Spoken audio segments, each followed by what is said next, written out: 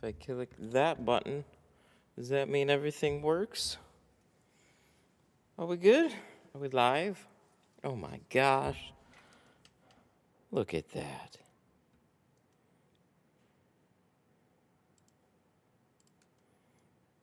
Bippity boppity boo. How y'all doing?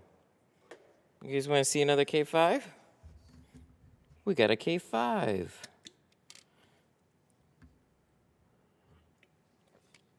On a Sunday. Sunday stream.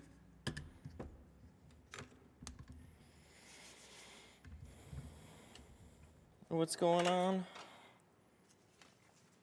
We have most everything all set up. I am good with the K5 now. We had that first one a little while back, and now we have another one. So I've already gone through and loosened up the brake light, and then I popped the front two seals out, which is not something I normally do, but it's pretty straightforward on this one, since I was warned there might be a module in there. We just want to do what we can to protect it.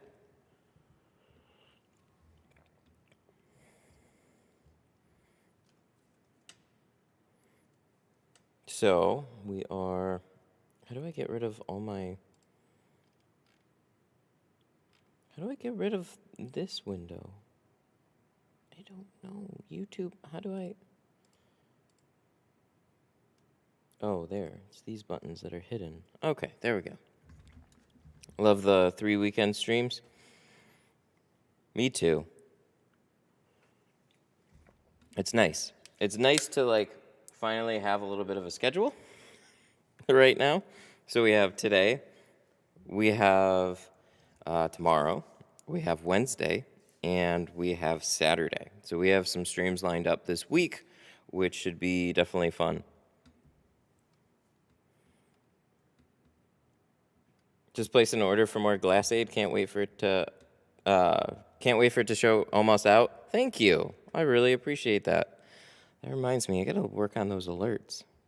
Any tips and tricks for those tight gaskets? These ones aren't too bad, really. Kias, Toyotas, Hondas, they all kind of fall in the same range. They're not too bad. Down towards the bottom, I can show you how I pulled out the front ones if you're interested in doing that. Hang on one second. What do we got? We got somebody calling right when we're live. What do I do? I guess we answer this one. Oh, did I accidentally hang up? My bad. Good. The headphones work back and forth. Hello from Turkey. Whoa, that's a ways away.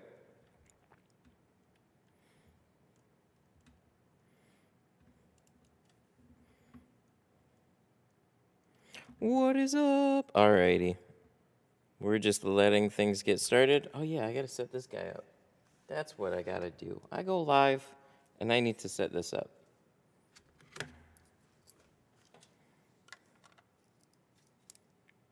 This right here.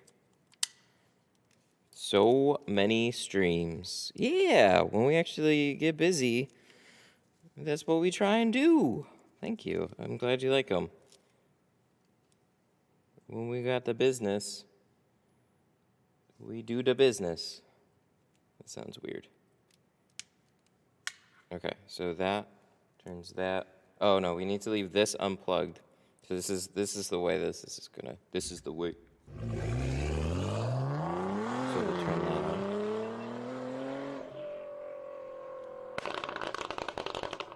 Set manually. I gotta update the software. Daniel, Reyna, what is up, buddy?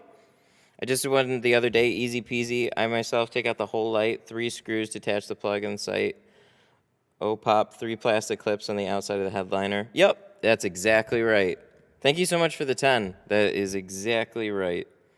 You have these little clips up in the headliner. Those things easily are reachable. You push down right in that section, pop those down, and then you get access to those screws. You can take the whole thing out. The only reason I left it in is to try and make putting the brake light back in a little bit easier, because it's like you're trying to line it up, you're trying to get your hand under the headliner, and you're trying to put a screw up there. And then it's, so You can loosen them, and there's enough wiggle room. So I left it in, and we'll slide the tint underneath it. All right. So let me plug this in now. Just got your squeegee, and I gotta say I love it. Ooh, I'm really glad you like it. That's cool. They turned out so nice. Like, really, they turned out so nice. The green on them. So when I was having them made, I was like, I want them, like, bright fucking green. And they're like, can you send us a color? They asked for, like, what's called a Pantone color, just so they had a reference.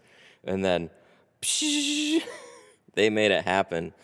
And then also for the studio logo on it, I was like, can you make, I need you to make the logo. Where's the reflection? Can we get some reflection in here? Ooh, oh, I get it, and then I lose it. It's too fast. There, that. I tried to get the logo as big as I possibly could. And then they definitely delivered. This thing is, I love it. It turned out super nice.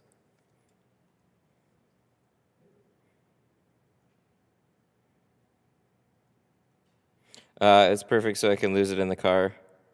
I need more. Well, it's bright green, so hopefully if you lose it in the car, you'll be able to see it. Okay, so let me check this real quick now.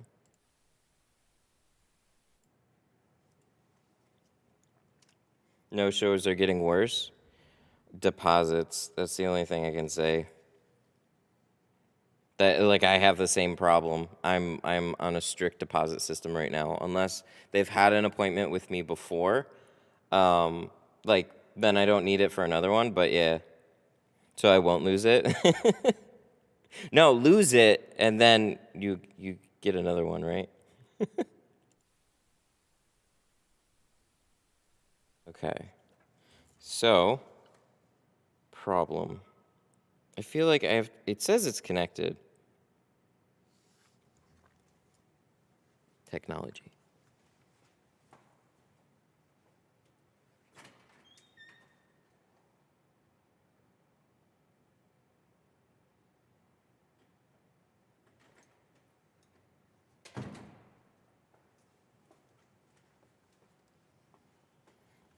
Okay, so now we turn these back on.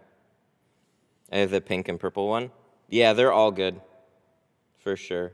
Ooh, I hope this cable isn't getting, like, mauled. That would be actually a big problem. It's starting to get kinked right here. Ooh, I didn't know that. Okay. Well. This would be a bad day to find that out.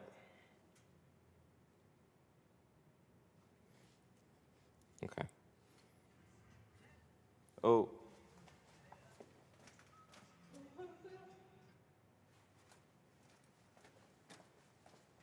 Gotta turn the radios off. Yeah, the pink and purple ones are great. Like, they're all good. They're all going to be very similar. They're the same squeegee. It's just mine's custom to the studio. Some of them have, like, slightly different hardness with, like, the coloring and, like, the material. Mine's, I've been told, like, it's medium. It's a little bit, I think, a little softer than the purple, but very, very similar.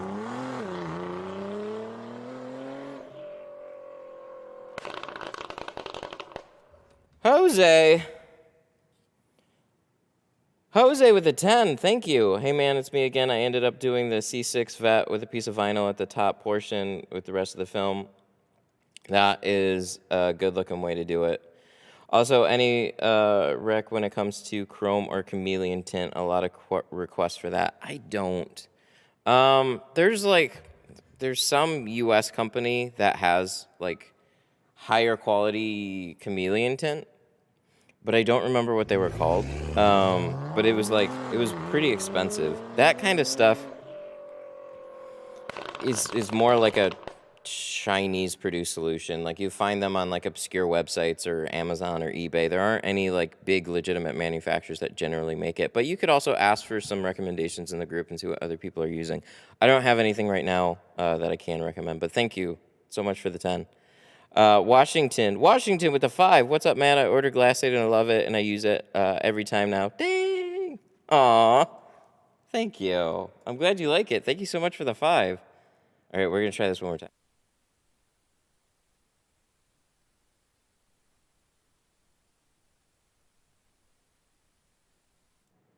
I don't know why it keeps saying linking. That's not good.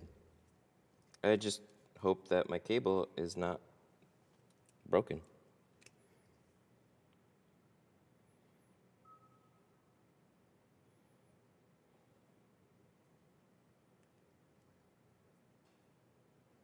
Oh, did I shut this off? What the heck, man? GoPro, you are just being a dog today. It's like my GoPro froze. That would be the second time. Okay, let's unplug that. Do you ever run into drinking problems with people that have decals on the back? Not really. But I haven't had that in a while. Go set up manually. It always asks for a date and time reset. That is weird, for sure. Well, it knows a cable is plugged into it. Why does it say linking? It knows 1080p 30 frames per second. So, like, it knows something's plugged into it.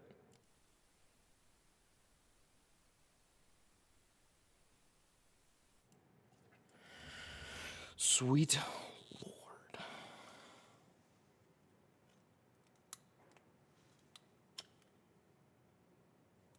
Okay, no video. And you plug this in, and then it says video. No, it doesn't. It doesn't say anything. It says no video.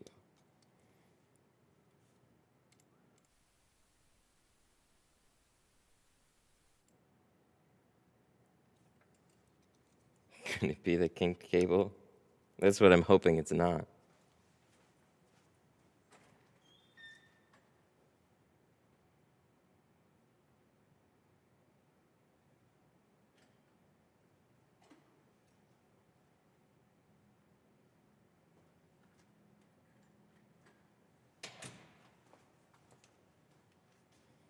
That's what I'm definitely hoping that it is not. Because if that's the case, then we in for an interesting stream. That's for sure.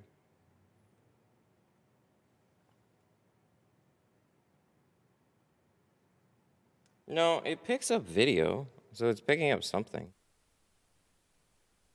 I don't know what it's picking up, I guess.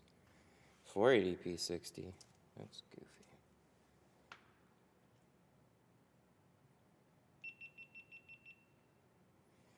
Trying to think. I don't think I have any more adapters either. I just hope it's not that.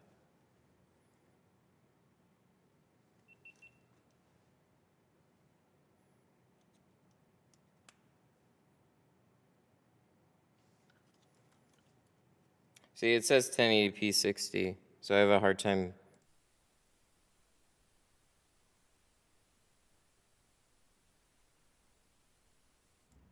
Reset the Bluetooth. This isn't Bluetooth. I've reset the.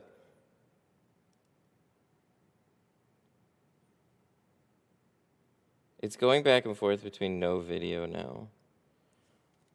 But I don't.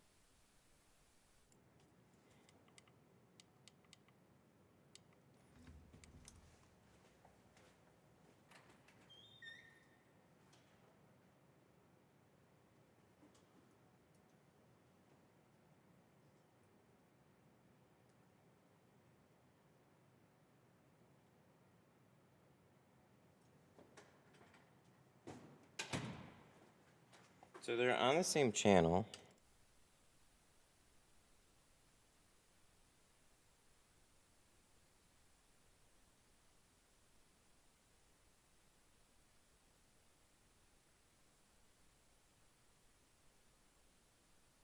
We are in a pickle for sure. What do we do? Boys, what do we do?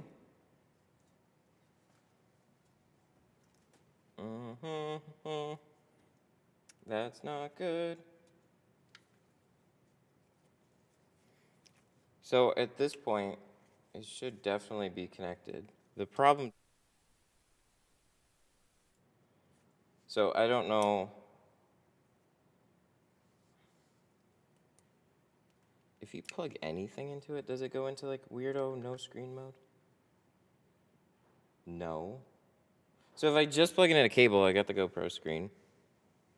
But if I hook it up to the system, so it's getting some type of signal anyways. And it tells me there is some video coming through.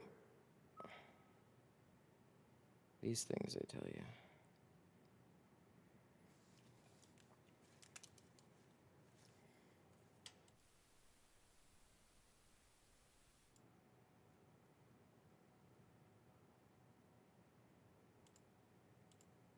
What the fuck? I got nothing. I get bad news. Bad news.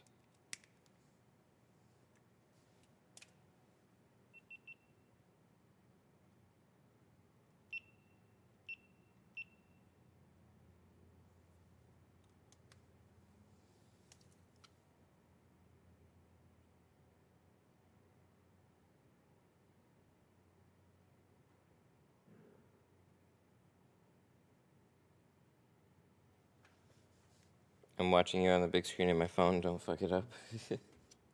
Yeah, I'm trying not to. We're just not getting anything right now. That is very, very bad. So the question is, what can I do in the meantime to keep the hype train going? I might have to go back to an old system.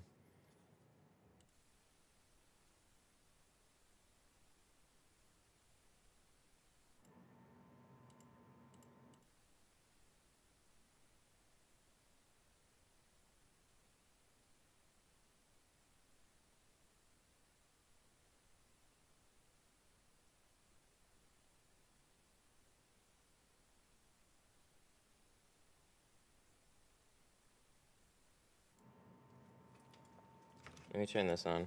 Then I'll have a mic on the other feed.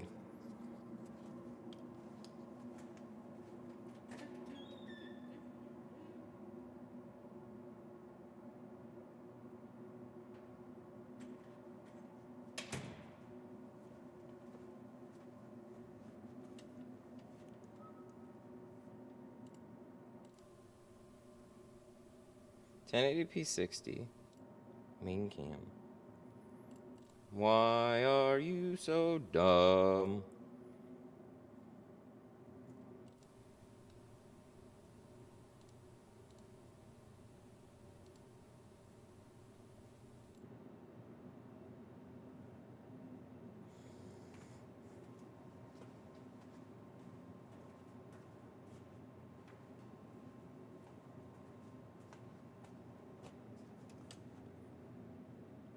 Do you know what it was?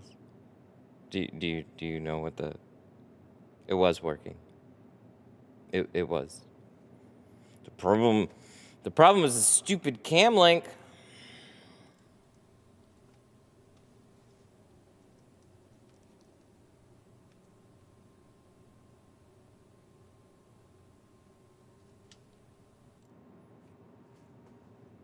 So, sometimes when you disable video and you reactivate the video capture device does not pick up on the new feed. You have to shut off the old feed, and then, well, you have to basically deactivate the device and reactivate it, and then it's like, oh, hey! So it was on the last screen that it had, which was linking. So that was just basically a picture. So that's why it was working. It was working. It just looked like it wasn't working. Neat. That's fun. That's fun. All right, we can get started. These are the things that we learn, and then next time we go, I can fix that. I can fix that.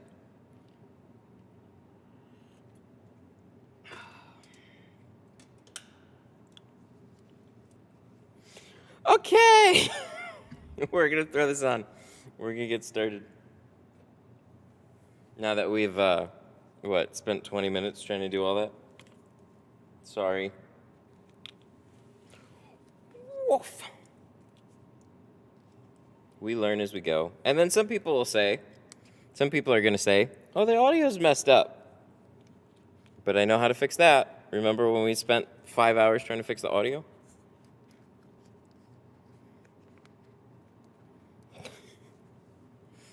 Good dealy now. All right, we're good. We're good. So we should be fine. So if I do this, yippee! I can walk away from everything. So I can also do Canon, GoPro.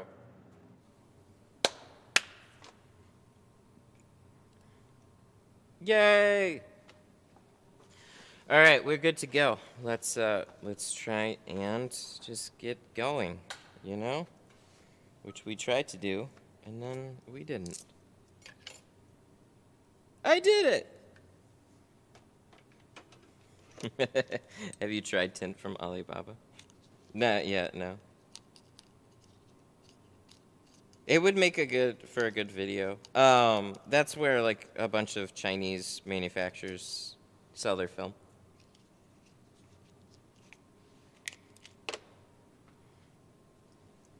Yeah, because like Alibaba, you're direct to manufacturers, so you can find a lot of stuff through that.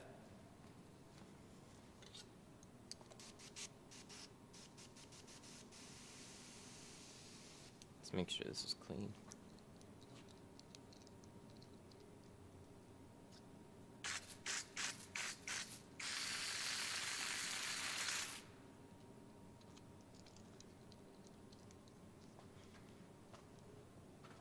Have I worked for a quantity over quality shop? Oh, yeah. They would say that they're a quality shop, but they were definitely a quantity shop. Yes, definitely. It was it's one of the things that definitely helped me to speed up, but it also made me hate the daily work. Because it was just get in cars, get them out, and then you just had to. No.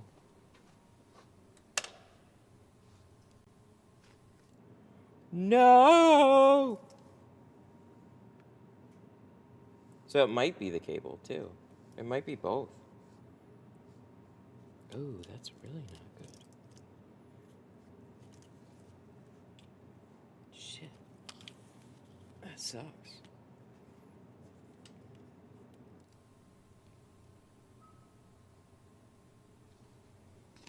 All right, hang on.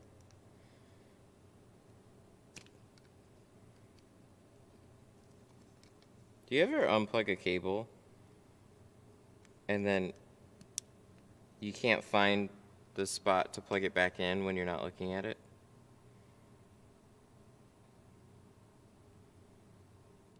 Oh, sweet Lord. I thought we had everything fixed.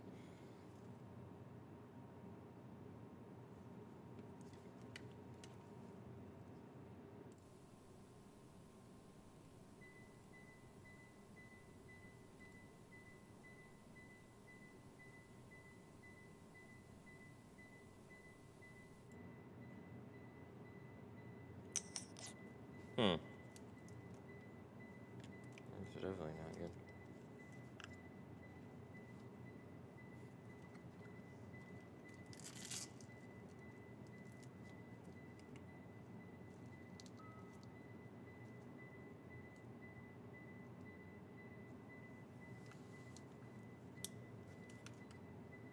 Well, boys, we might have a not good stream today. Shit.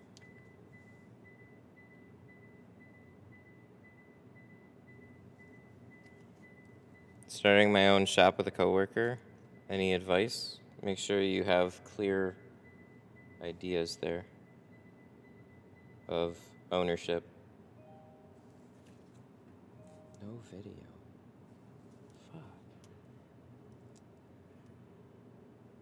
I really wonder if it's this cable.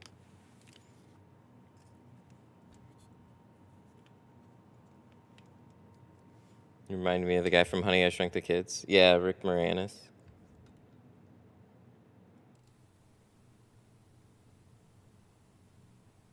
Cam link. Deactivate. Activate. What the heck?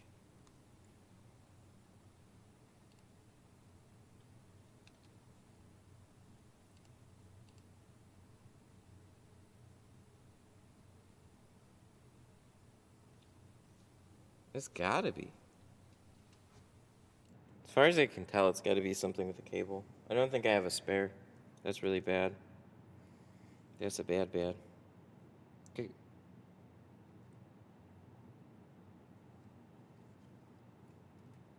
Because, like,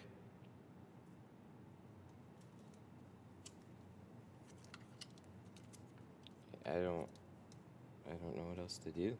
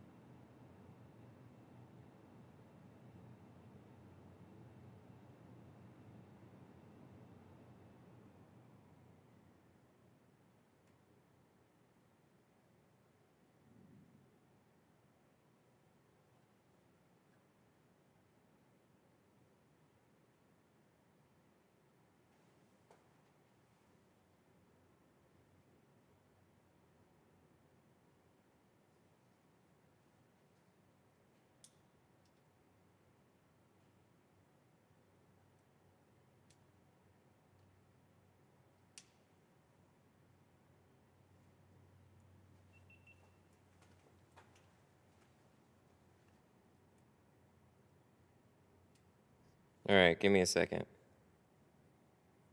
It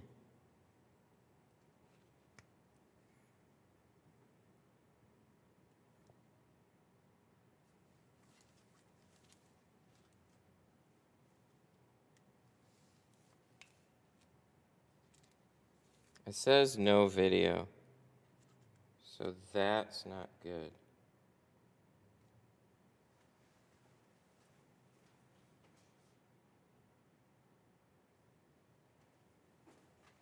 So, like, please check videos first. So they're connected. So there was a point where they disconnected again, but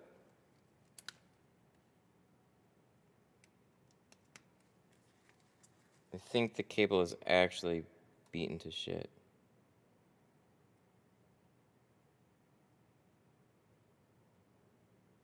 Because it's just not popping up anything.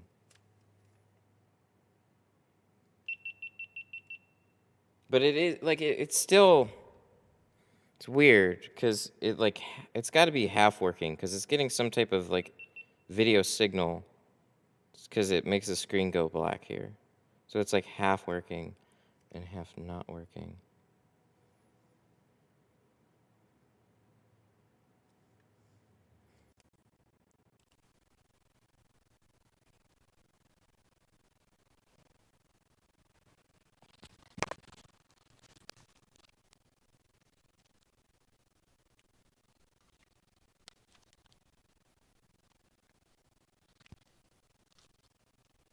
Gotta be that.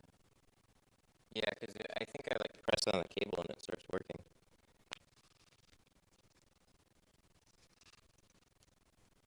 Ooh.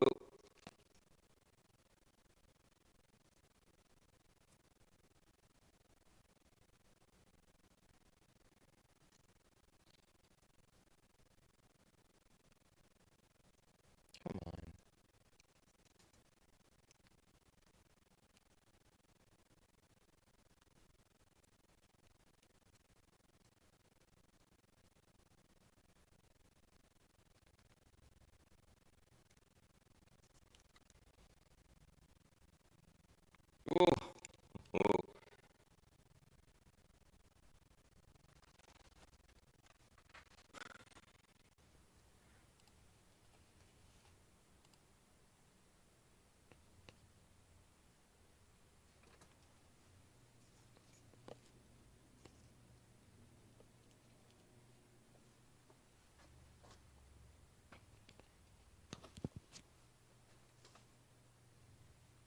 All right. We definitely know the problem. It's the cable.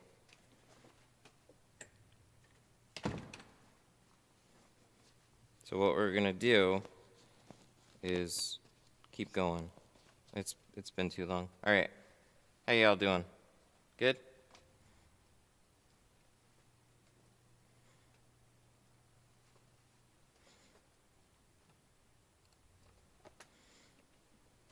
That's not good. That's really not good. Okay. Anyways. Let's get going. This has been here far too long without actual stuff being done. Why are we...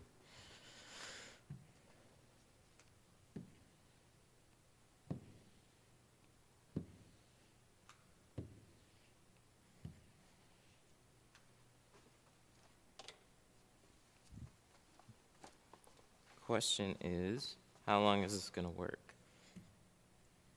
But we figured out the problem. Unfortunately, we figured out the problem at a very bad time. So there's been too much pressure on the back end of the cable. So it was two things. First, the video feed was not properly refreshing, so now it is. Two, the cable is definitely kinked to the point where it's really on its last leg. So I can fix that. I just can't fix that with anything that I have available right now. But the more we know. So I gotta be careful on wiggling my head around. So doing this back window especially, we might have to switch to something different, but we'll have everything else done before we get to the back window like we always do.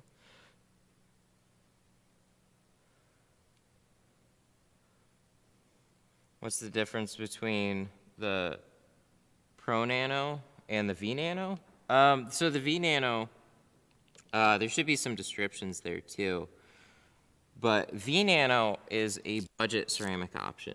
I haven't got it or used it or put it into what I have, like into my daily stuff here. So it's like a 5-year ceramic. Still a good ceramic. It's just doesn't have a lifetime warranty attached to it. So it's just a more budget ceramic option. Because they kept getting asked about it. So they found something that would work well enough if you want to save some money on a ceramic. But you're not going to get GoPro. Oh, well, that was nice. But you're not going to get the same type of performance out of it as the Pro Nano. So I don't like to install anything without color stable lifetime warranty. So that's why I haven't adopted the V Nano, but there are people that like it.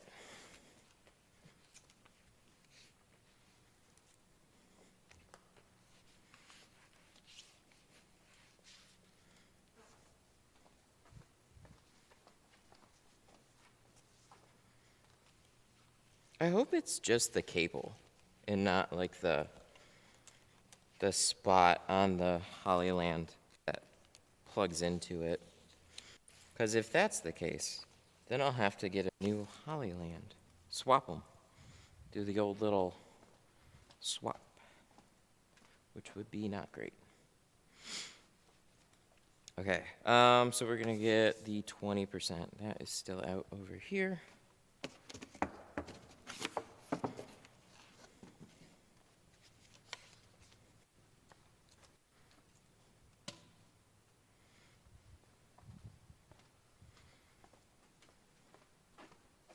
Oh, cool.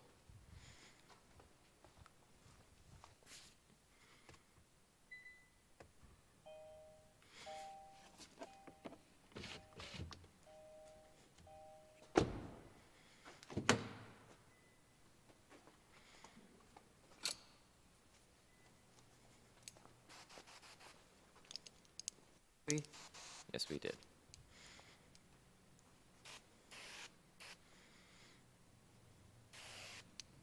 Alrighty, so let's get this party started finally. Looks like everything is still working. I hope it's just the cable. But it's definitely kinked, so. Guess I'm surprised that it still works at all.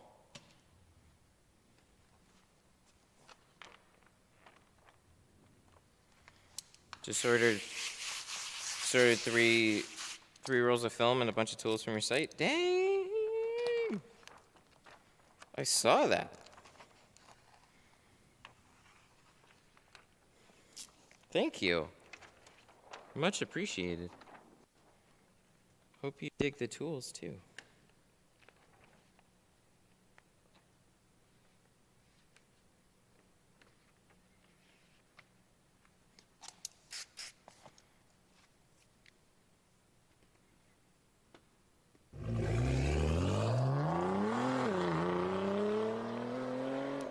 Oh.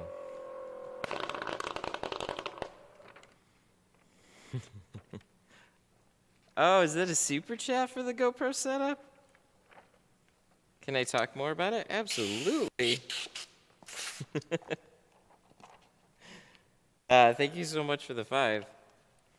All right, so I used to have the GoPro set up a different way. I used to have the GoPro set up with what is called RTMP.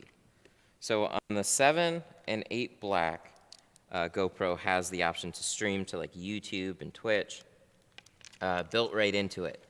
But they also have an option to use a custom RTMP link. And that's basically just like RTMP is a streaming protocol. I did a lot of reading. I figured a lot of this stuff out. And then what I would do is I would take the RTMP link and I would send it to the PC and pick it up in OBS. And that's how I did it. But now I have a wireless HDMI transmitter. So this one is the Hollyland 650 Pro S or something like that. I don't know. It's new. It's newer. No. That's 400 Pro S. It costs $650. Oh fuck! That just slid.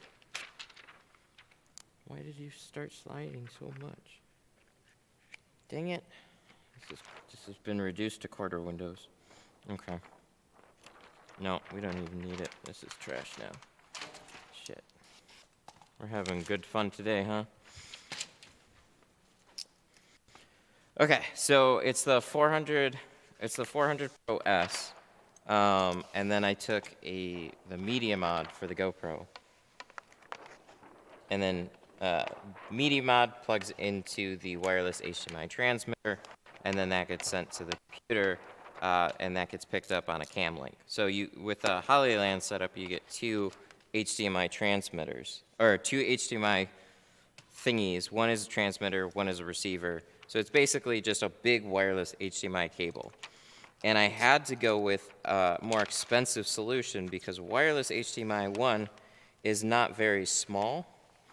And also, wireless HDMI has never really worked very well unless you're going for a more professional solution. So like they have these little small ones. They're pretty cheap. As far as I can tell, they're not consistent. This will do 1080p, 60 frames a second, and a lot of times it does it without a hitch. So no stuttering, no lag, low latency, all the good stuff. So it's been pretty great. It's just kind of a lot because the GoPro needs to be powered. And I was doing that with just the GoPro battery. But the problem is, GoPro battery only lasts like an hour. I'm not recording. I'm just got it plugged in to the HDMI transmitter.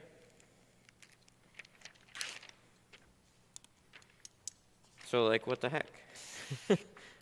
I could stream on the GoPro longer than I can just have it on and plugged into wireless HDMI. So then I had to have an external battery for it. And I've done that, and then now that I have an external battery, I just removed the internal battery altogether because I'd swap the batteries, but they're in the media mod, and swapping batteries in the media mod is just a giant pain in the ass. So that's my long GoPro fun setup thingy. There's a lot to it, but I have it about as small as I can make it right now. I am looking for ways to kind of like make it less obnoxious for me, but hey, it works. It's functional. The more pieces that you add to the puzzle, though, the more complicated and more points of failure. As you can see, we tried to start up earlier. We had it's hooked up to the cam link, and the cam link likes to just kind of freeze. So that's fun. I had audio issues the other day. Turned out that was also caused by the cam link as well. So, like, it's just figuring out what the source of the problem is and then trying to correct for it has been like a huge pain. But once we sort through all the problems, there's only so many problems that can happen, right? So eventually, we'll be good.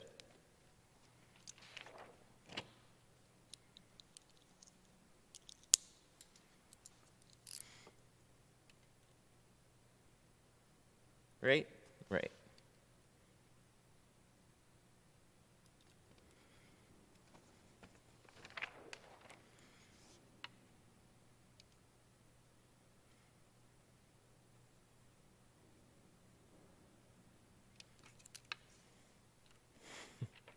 Thanks for the info. You're welcome. You're very welcome. It's a lot. There's definitely a lot.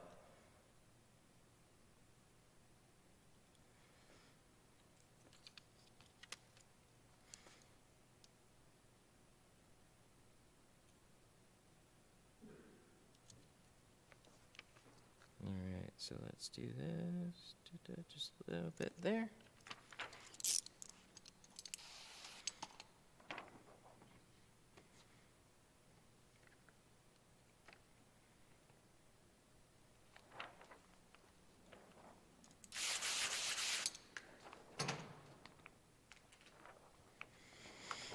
I hope we're done with all the problems today. We're definitely ran into a bunch.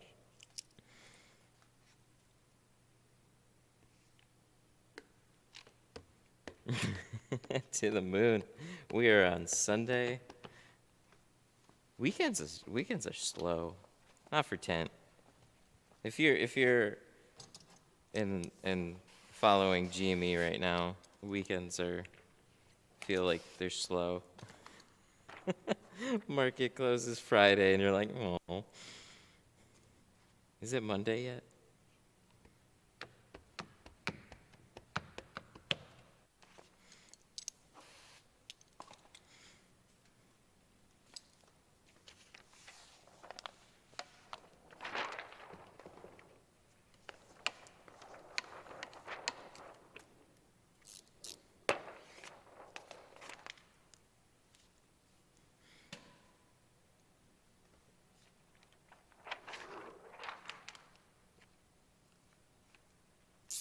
Is Lexan good for your own car? It depends on what you want.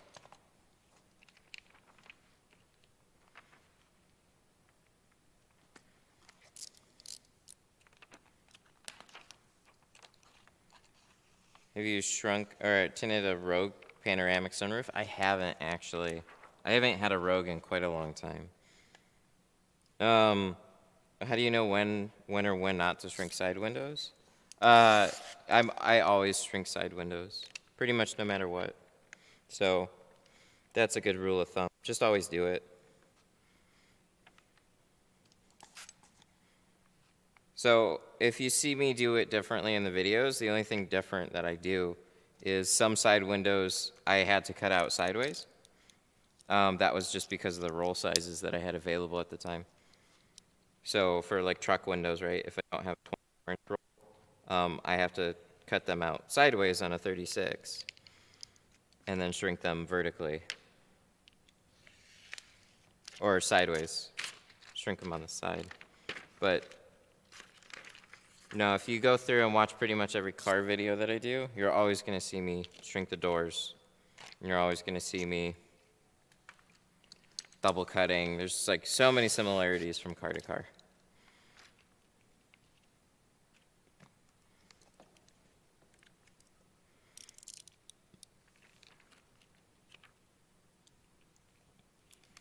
So some people don't like to shrink door windows, but they'll remove the seals, and that's kind of the trade-off there.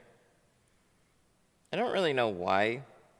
Like, I don't understand the little, like, you know, I don't want to shrink door windows, so I'll pull the seals or something like that. Like, I don't get that. It's like either people don't really look at the removal of the seals as part of the installation or something else, I don't know.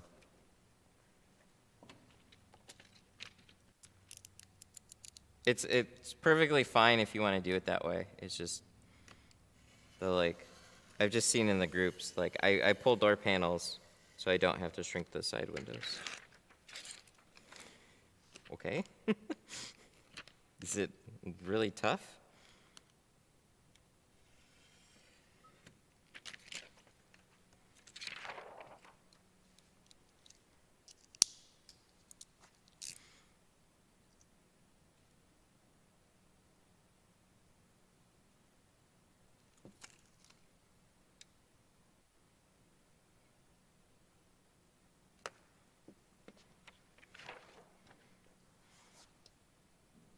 Is like thing good for like hobby use?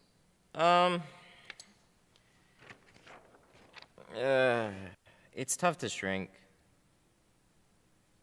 So it's not really like tinting for just like a side hobby. Go to Tint Depot and check out some of their less expensive films. If you want something that is going to be a little bit user friendly, honestly, just get like a higher quality dyed film. You don't need to buy like a $200 roll of film, but get something like a 5-year or whatnot, because a carbon and a ceramic across the board are going to shrink like not as easily. So you're going to go to do those windows and you're going to wonder what the hell is wrong.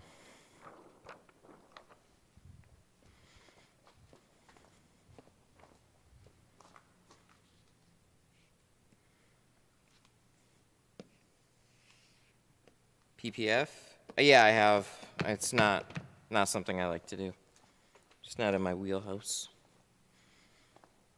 Ooh, did we pull it far enough over? What the heck? Oh my god. I don't think we can have that. Oh.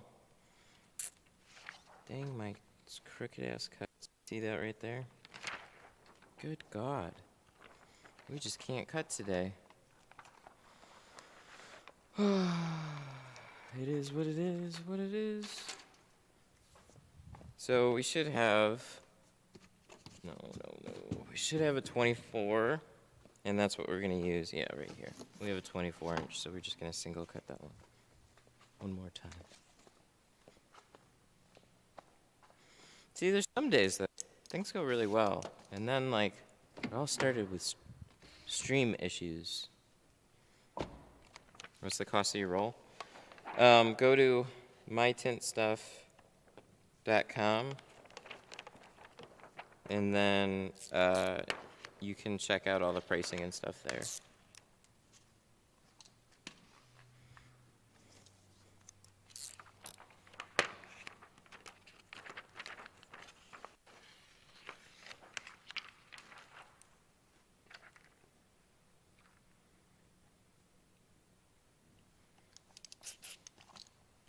Also, Tint Depot.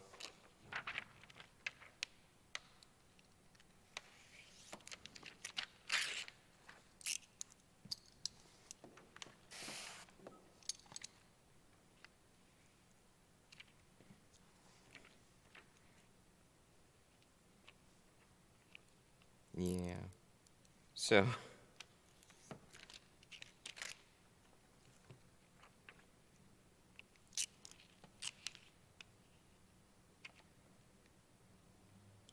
would you say you're into six figures without divulging too much info?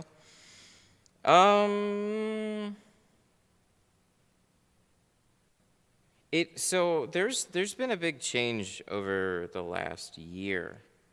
So it's like, yeah, but my costs also went up too. So I don't know quite where I'm at for the year yet. Things are looking really positive, but last year was like, you know, so many different things changed. So I was at home, things were going okay there. I was trying to build up appointments and stuff like that, and then moving to a new building.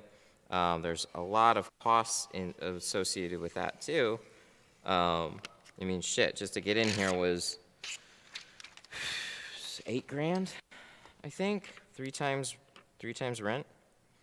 And then I didn't have appointments, and so it's like there's a lot of buffers in there too. So things are going well, but across the board, it's like costs are also there too. So as much as I make, a lot of that goes towards everything that I do. So I'll know more later this year, but yeah, things should be pretty good this year. But saving up for the next thing too is in there. So me and my wife, we want to get a house eventually, but I also want it to be like the next studio. So this will be, I don't know. It's gonna change down the road. So I got a 2-year lease into this place, but I always say I want to move, but that never seems to happen either. So it's like we're trying to save up for the next thing too. This was kind of like a side skip. Have a place that I can do everything and continue the show and keep everything going. But I didn't necessarily want like a whole shop, but we're gonna do right by it for sure.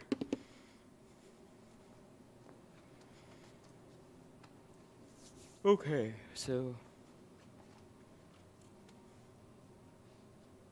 GoPro.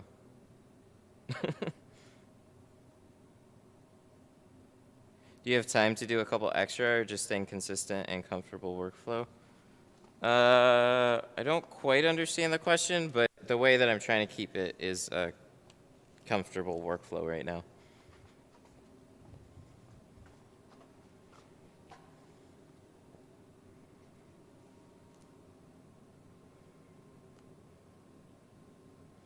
Make a video of how to not to cut the rubber channel?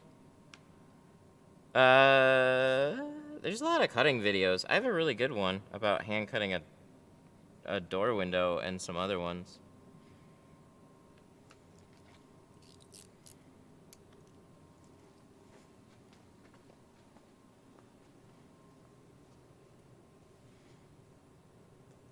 But I'll try and keep it in mind.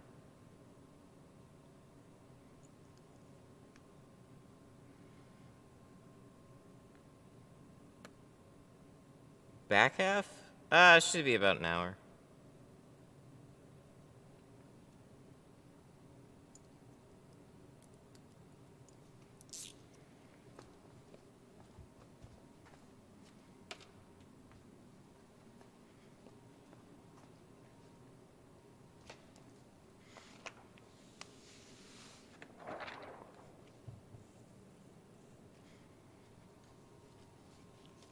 You don't need glass boards to not cut the rubber. You just gotta angle it out. So when you're cutting, you're not angling it towards the rubber. That's why you're getting a cut. You're using all the side channels. You're using the side channels as a guide. I saw those, but you're not really talking about cutting. Oh, yeah, that's probably true. I mean, other videos too, like other channels. There's so many like good videos out there too. And all the info kind of like is relevant. So when you're cutting, like this one doesn't really have, this has more plastic, but some people will, like, you're using the side as a guide, so you're doing like a sideways pressure on it, and then keep a low angle, and then just kind of put a little sideways pressure on it. And then when you get towards the bottom, like it depends on how you go, right? You could honestly go like down to this and then meet it up in the middle if you wanted to. But as you go down, that angle will change, and then sometimes it'll put a little bit pressure into cutting the side or something. Just keep it angled out, sideways pressure, and you should do pretty well. Takes practice too, though.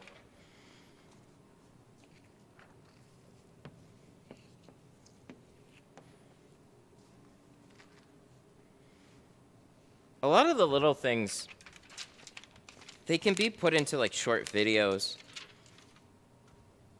Something that I have to pick back up on. I was putting them out, so it's not that I'm trying to ignore it. I'm just get busy, man. GoPro. Canon. Do Canon. Watch this. You see this? Look at this. Watch. Boop. Oh, it can go all the way. Still one.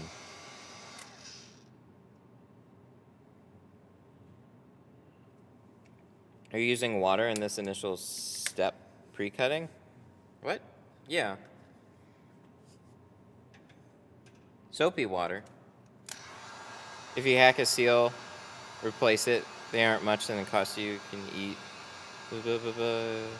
Oh, sorry, I didn't read that quite right.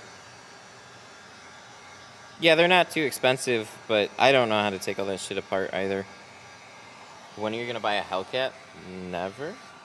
GoPro. They're fun. I just don't think I'm ever gonna buy one.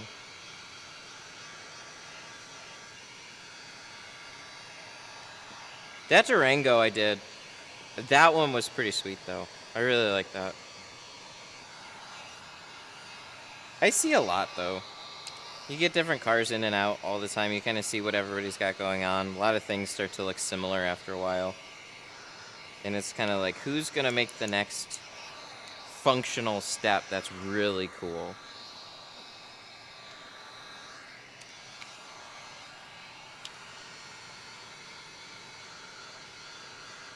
Never say never. Yeah, that'll be the next one.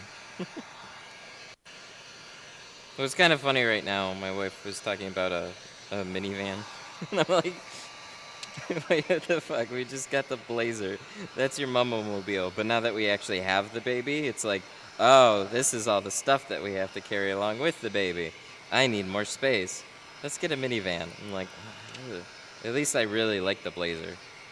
So I might be, might get rid of the Explorer eventually, and then I'll be stuck with the Blazer. Trackhawk?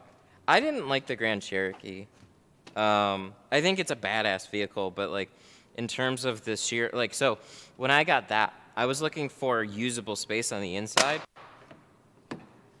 and that thing has a lot of usable space. Not the most, but it hit the spot where it was like, at the time, it had the most space for a mid-sized SUV that I actually liked. Everything else was kind of like,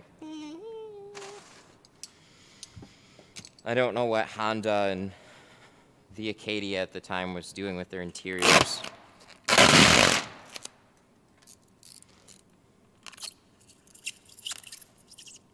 Because it's like, I'm looking at, okay, I want to fit this many rolls in it. I want to fit my toolbox. I want to fit all my stuff. And I need it to be deeper because I had 36-inch rolls, occasionally a 40-inch roll.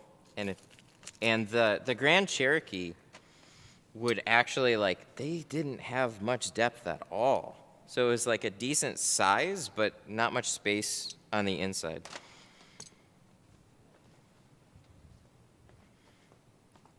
Stingray. Stingray's cool. K5 is also actually really fucking cool. I didn't realize how much cheaper that the this K5 is than the Stingray.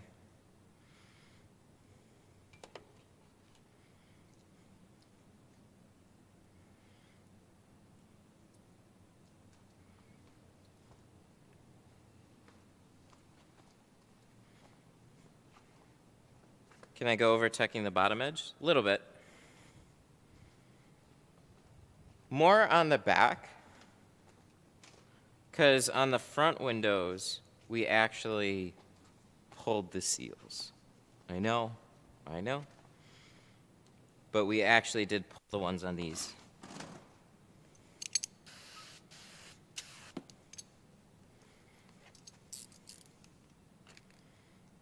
This one was supposed to be a Thursday stream, actually. But the Thursday, I had it pulled in. I was going to go live. Everything was set up. And then the power here went out. And then I stayed here till like 1 or 2 o'clock, and it was out the entire time. It never came back. It was really windy that day, but I was extra sad because Thursday, I overbooked myself. So I had appointments, and I was working on here on Wednesday, and I just didn't have time to stream. So, no,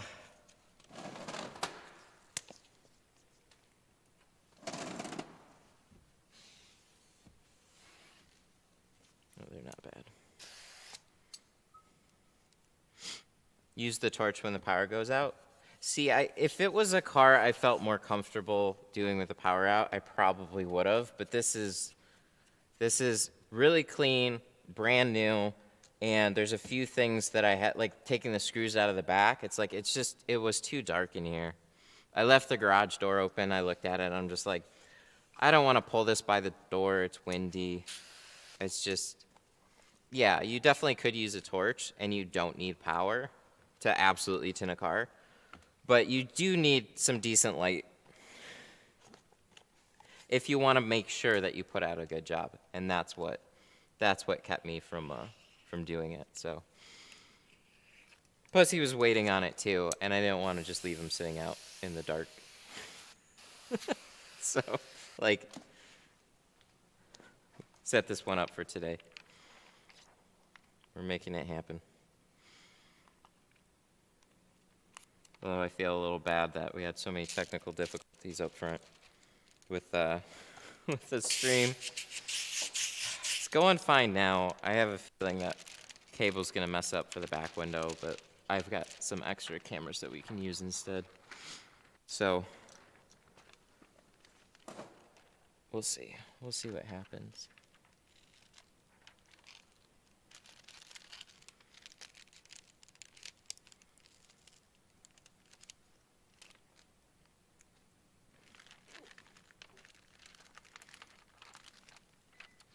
No, we're still gonna install it like normal, even though we have the seal at the bottom pulled. It's just, like I said, it's what we normally do here. So,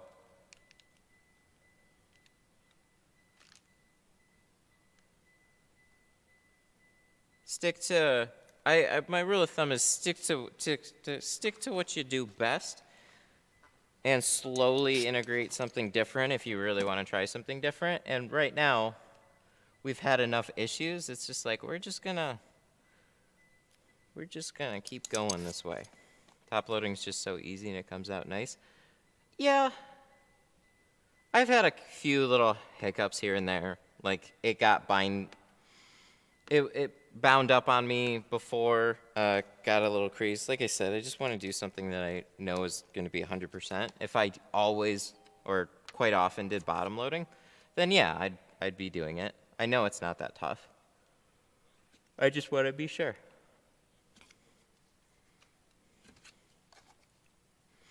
What's the fastest? Probably like an hour, like under an hour. But there was quite a few times where I basically, like this was the situation. This happened all the time, and it drove me nuts. So some of the shops that I used to tint for, they were closed by like 5:30. No, actually maybe 6. I think it was 6. Okay, good. We still have everything. And what would happen is you just have a bunch of people not showing up to appointments. So I get there at 9 o'clock, and then like there's appointments scattered throughout the day, and sometimes they would be like, yeah, we have a 9 o'clock appointment, and then you have a 3 o'clock, and then you have a 4 o'clock. And it's like, wait, what the fuck? You don't have anything filling from 9 o'clock, like from past 9 o'clock all the way to 3 o'clock? And they're like, nope. So you'd be sitting there just crossing your fingers that they would bring in work. And then a later appointment rolls around, and then we call them and be like, hey, are you coming in? And they'd be like, oh, shoot.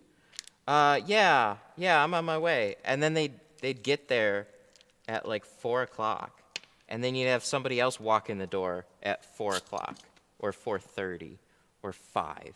And they'd be like, hey, I wrote up an extra car for you. So now you have 2 full cars. It's like 4:30, and they close at 6.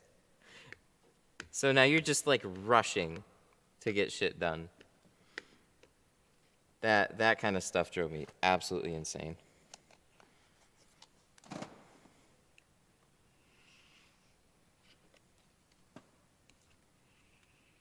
That's the kind of stuff at like a higher production place. It was always just like appointment after appointment after appointment, or a bunch of people wouldn't show up, and then all of a sudden it was just like, oh, we got to make up for what we lost earlier in the day, and you would have just been basically working all up to that point, but not making any money, sitting around hoping, and then they just like ruin the rest of your day. Oh, that drove me nuts. Yeah. Hate tinting in a rush too. Yep. Yeah, and then you like run into a mistake. And then it's like you don't really have time to fix it, and you're just kind of like, well, this may come back down the road, I don't know. But I sure don't have time to fix it right now.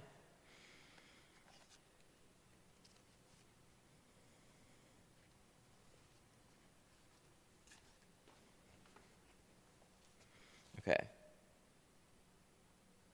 We are going to do this quarter. I think we're just going to do this quarter window next.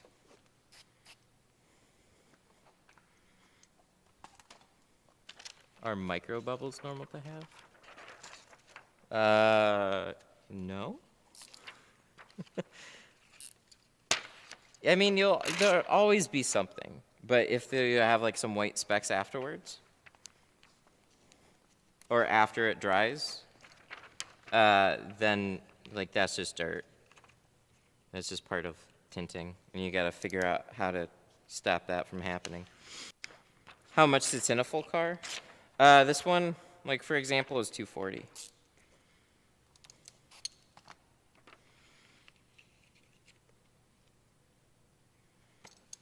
So that's sides, back, color stable film.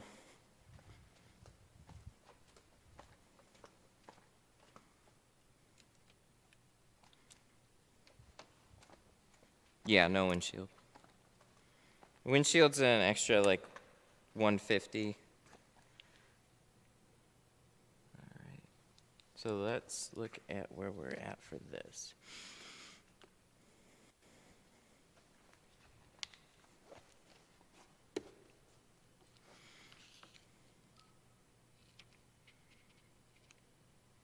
How much for ceramic?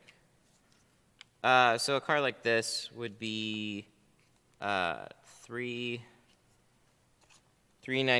for ceramic, and then an extra like $200 for the full windshield.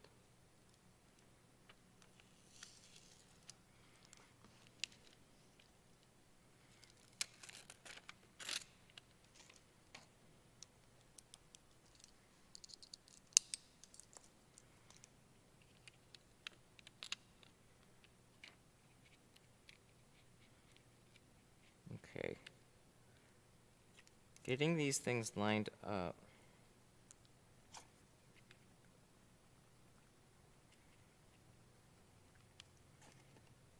That's the trick. Getting them, you need enough glass to get them locked down. And just get this cut just right. What is your rule? 80%? What?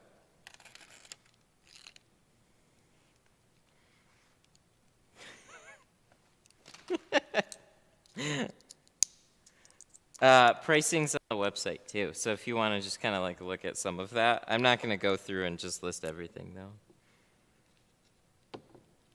Everybody's going to have a little bit of difference. So if you're actually interested in getting something tinted, that's one thing. But if you're just like want to write down everything across the board, now is not the time to ask.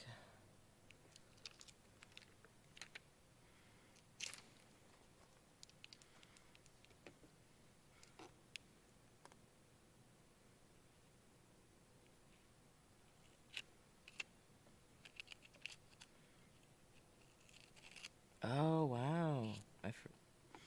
I pulled this down farther. I didn't even need to. The ceramic border is here. I thought it was at the bottom of the gasket. My bad.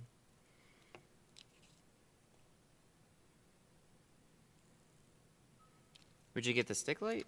Oh, that's just a little thing from... This one was Harbor Freight. They're also at Menards if you have a Menards.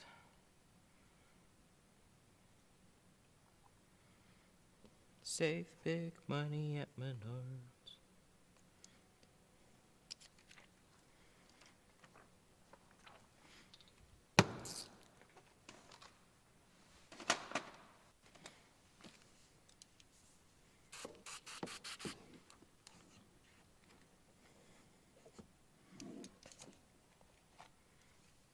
$99 jobs are ruining the business. Well, what I would say to that is there's going to be cheap work in every field. Electricians, plumbers, roof repair, appliances. I don't know why I can only think of those things. But basically, everything has cheap work. You're just noticing it because you're in it. When you go to shop around, I'm sure you want to spend the least amount of money that you possibly can and get the best product that you can. That's competition. So it's not ruining the business. It's just a part of the business. And you have to figure out how to compete with everybody. And if you have the same quality of work, the same material, the same pricing as somebody doing it for 100, why should somebody pay more to go to you? That's what you gotta figure out. That's just business. Figure out how to bring a better customer experience, better work, better explanation at what you're doing and why you do it, like all those things. I feel like I can cut this out a little bit wider, actually. I think we're like teeny bit slim on this. We'll see. It's gonna be close. Because on this one,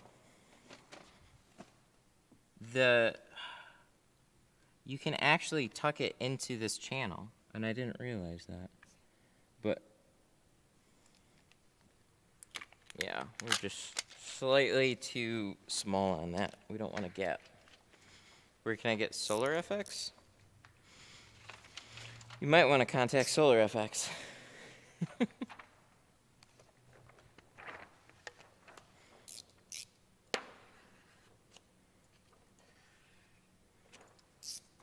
I'm the $100 guy because that's what my market area is. Well, there you go. I don't think that's everywhere. It's tough, but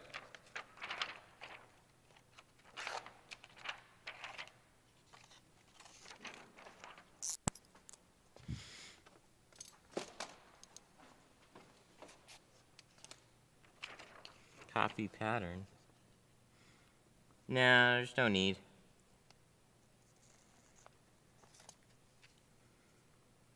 The hard part's gonna be, again, I guess I could use a flat edge.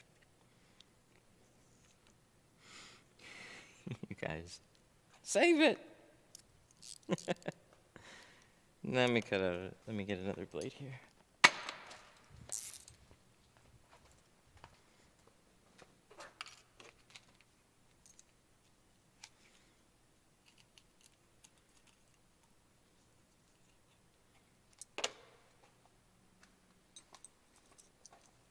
So, regarding like a cheaper shop, it's like I said, it's just part of the business. That's not the type of business I'm trying to be. I'm trying to do, as you guys can see, more here than just tint. So, I'm trying to at least like set my own slightly better example for potential that can be out there.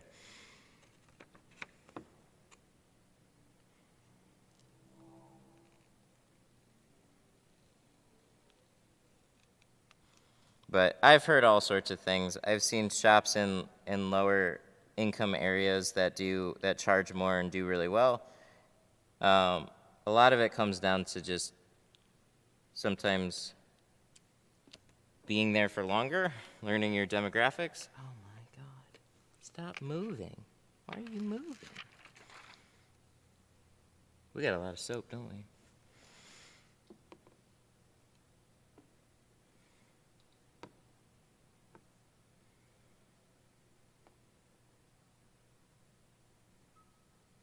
There we go.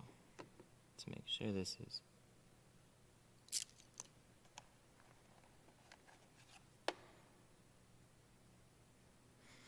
I just got extra soap.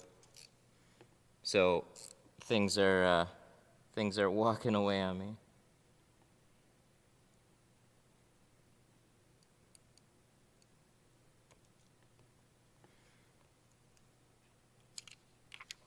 There we go.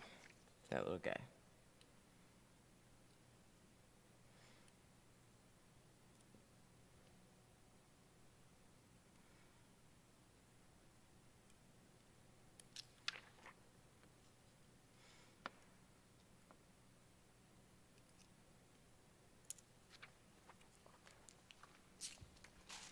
We should be better now. Let's see.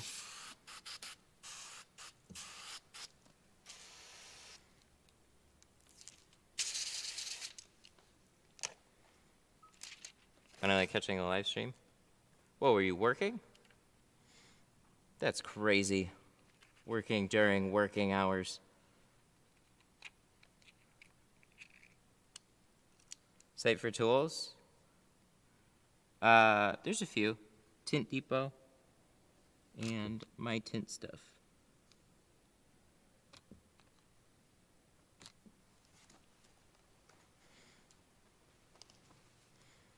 I want to make sure this corner doesn't get pushed up too far. Just on the edge, that should be good. Good. No gap on that back edge now. And then everything's covered. Dot tricks? Very rarely. I actually had a video or a stream with dot tricks. It was on a 2000-ish Fusion not too long ago. But it's not something I use regularly. It's kind of busted it out for that unique job.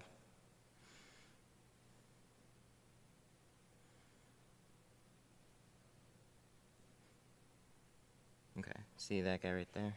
That's what we just need it to stay. Just need it to stay here. Don't go for a walk.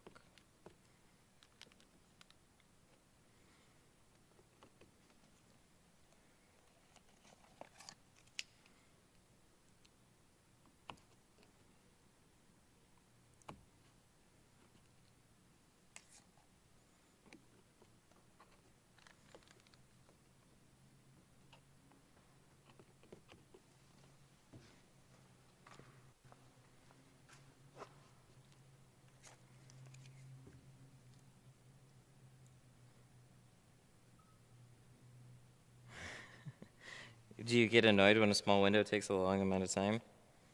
Less than I used to.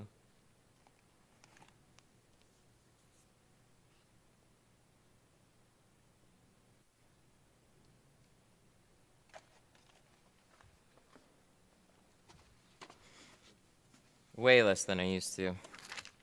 It's about just trying to make it look as good as you can. And when you set the time aside to do it, that's what makes it much better. If you don't have the time and you're constantly, like, rushing or whatever. So we set the time for this one. I got more annoyed at the streaming hiccups because that dug into the actual tint time. So we should be good here. Everything is covered. Oh dear Lord. Where's my blue one? This is a standard. We can touch these up a little bit later too, but just getting these extra little air pockets out on the edge because they're annoying me. Just want to make sure. There we go. Bippity boppity. How did I end up here? Well, hopefully YouTube every once in a while recommends something of mine. And if you guys actually hit the like button, that helps all that stuff. Yay, this looks really good.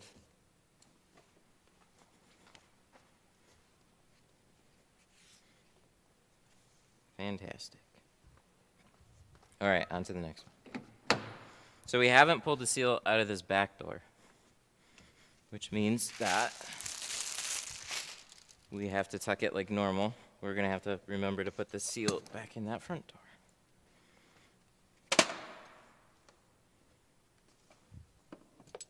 So let's take some of this.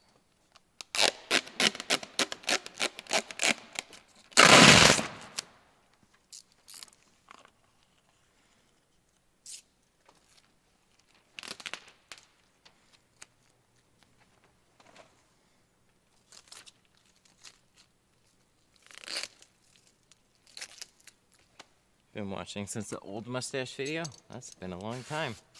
It's been a very long time.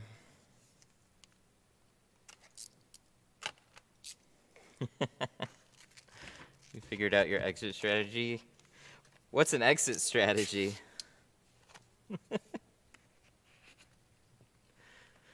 To the moon.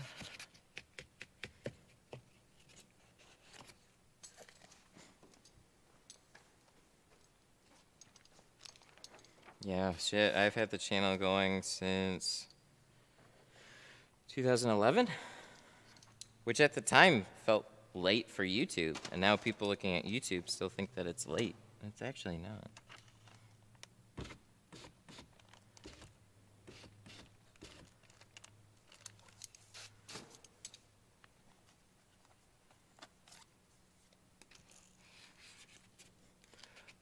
Buy and hodl. Early this week will be interesting. Tuesday after hours, they have a conference call. I wish it was Monday, but hey, that's when they used to release video games, right? Something like that, I think, at midnight.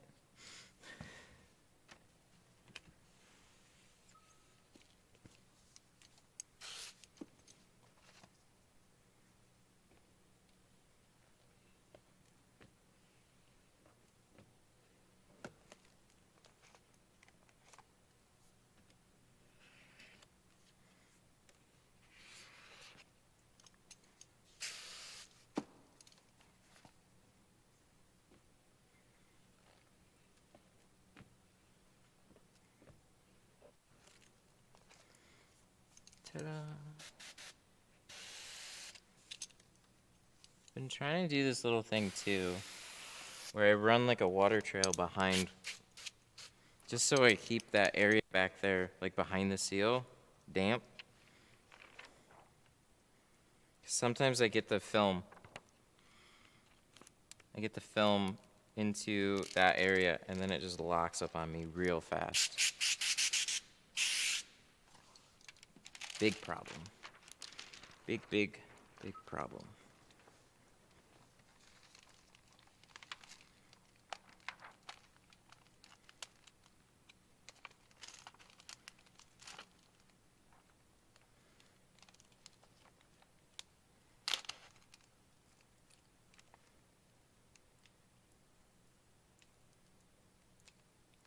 Kind of like that.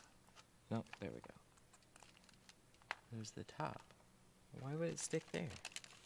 That's goofy.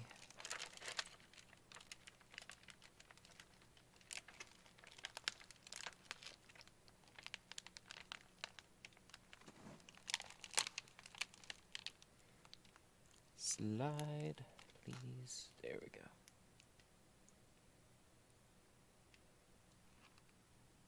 Crunch, crunch. Depends on what part is crunching.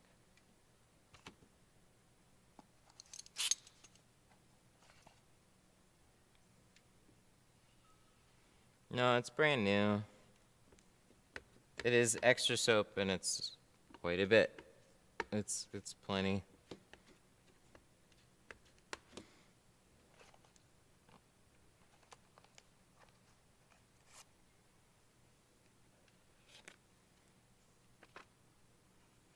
Whipple? What? Is that, oh, trading platforms? I'm on TD. I still have an E-Trade account too. But the charts on TD were better. On Thinkorswim. So like I'd always use, like early on it was like I was using E-Trade for all the trades. And then I was monitoring charts on TD. But when all this GME stuff happened, I just had an active account still with TD, so I just added some money and bought some shares. They made it really quick. So, and then I found out all the craziness later on.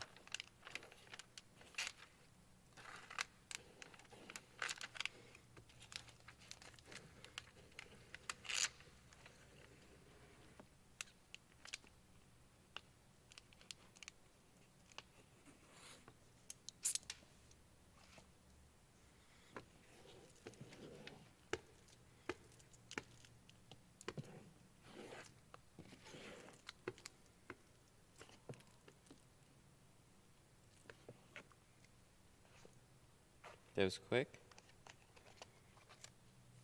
Was it?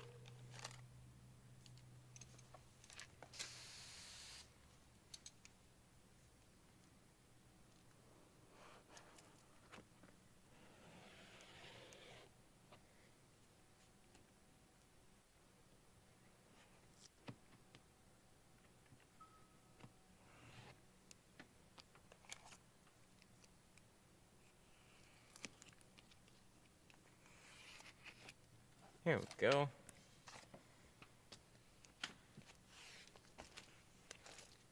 Two. Dun, dun, dun. Two.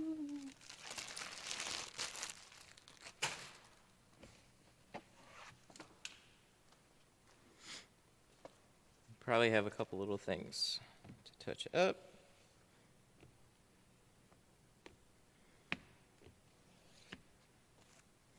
The yellow turbo? Not really. I always felt like I had to clean behind the yellow turbo because of all the little drag marks that it left.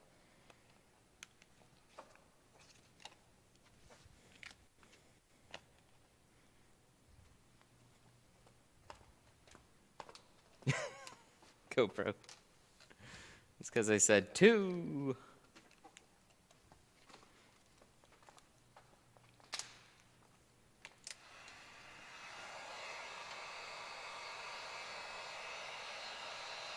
They're like There's people that use them on everything. I'm just never been a big fan of it. You know, for quarter windows, like I like like a fusion handled squeegee. So it's like you can just cut down one of those and use it just like you would use a turbo, and I think it does a better job. So.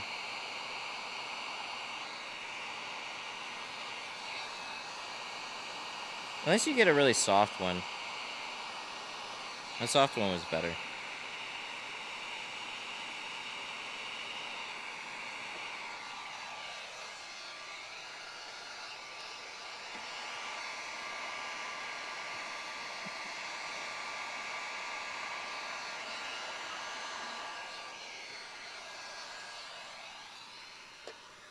How long does shipping take from your site? So tools, like there's two options. There's a 3 to 5 day option. That's just USPS first class. And sometimes it gets hung up in their system. Their priority is better. They say 2 to 3 days. And they're usually pretty accurate with that.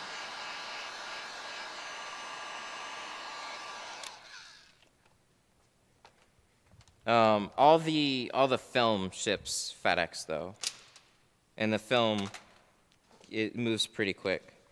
So most film orders are out same day, if ordered early enough, and then early next day if it was ordered later in the day.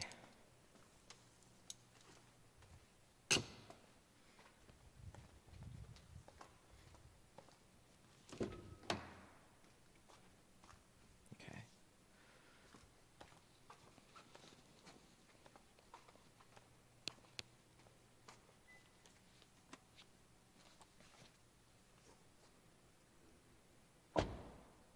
It's been about a year for the Lexan window. Have you checked on the quality? Yeah, I stare at it all the time. It still looks okay for what it is. It's been like, I don't know, 9 or 10 months at this point.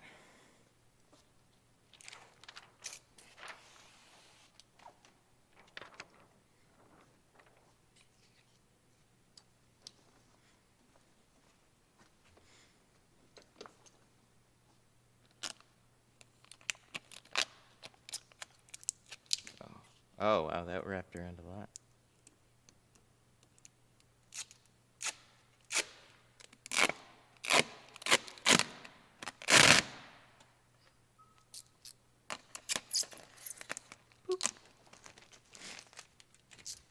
For soapy water, it's Dawn and baby shampoo together.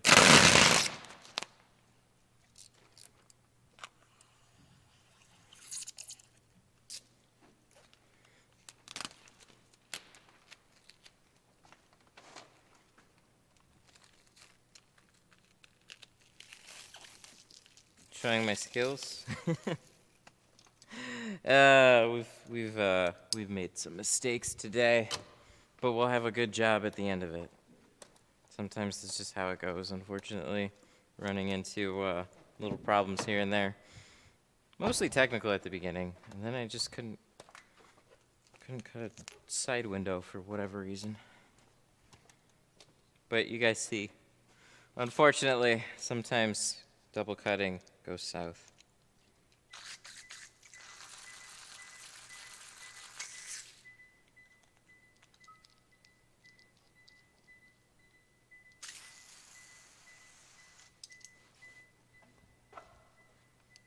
Yeah, we got that set up. Bing, bing, bing, bing. No, don't turn off. Where's the okay? Where's the okay? It says okay. Oh, that's this. Ooh, now it's 30 minutes. It's got a timer on it.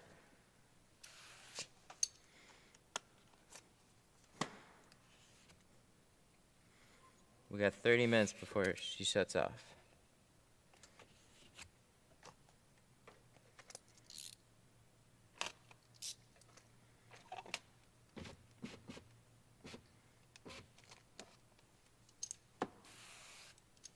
How much soap?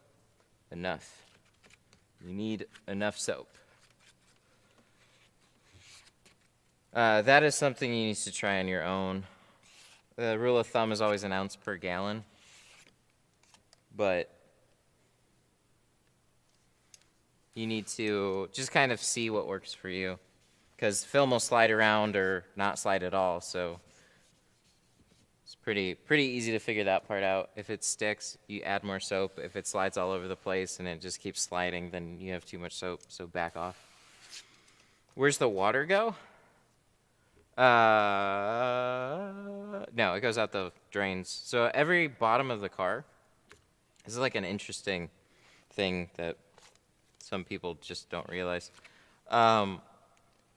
Like when it's raining, there's still water getting into your doors. Like it falls into the little cracks and stuff on these side seals, and then when they get wet, you roll them down. It's still on the window. So all the water, both on the inside of the glass and outside, they'll run straight down, and they'll work their way out towards the little drain holes at the bottom. So I get comments where some people will be like, yo, you just rusted the hell out of that door. It's like, okay. All right, that's not how that works, but all right.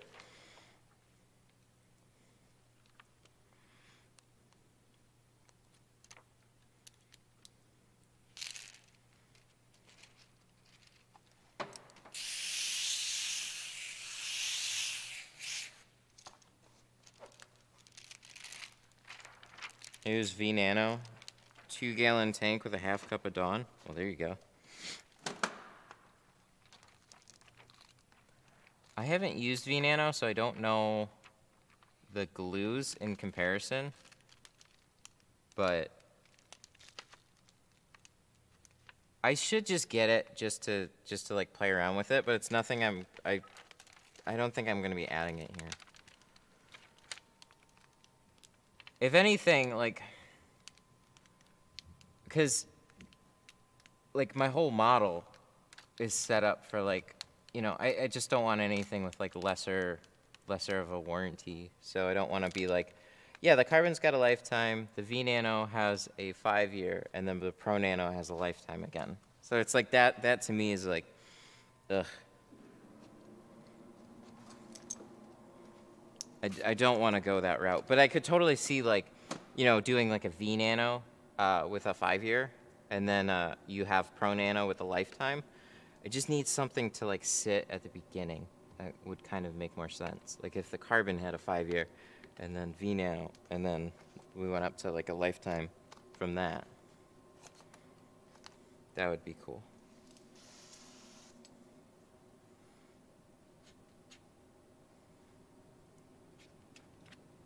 Good, that's water on the outside. I was gonna say that didn't make any sense.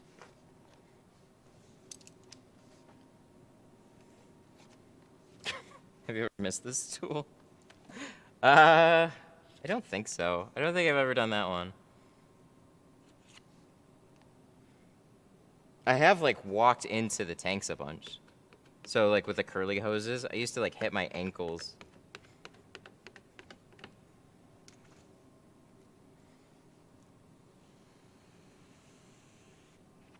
I'm new and I wanted to get a feel before I bought V Nano or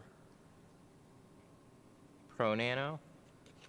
Yeah, if you know their Pro Classic, then the C2, the adhesive on it is actually easier to get in place. So the adhesive isn't as sticky. It shrinks pretty easily.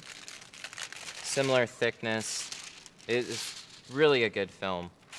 The Pro Nano, I think it sticks a little bit more.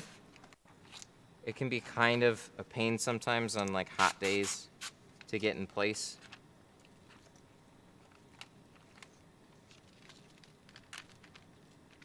I just don't know quite about V Nano.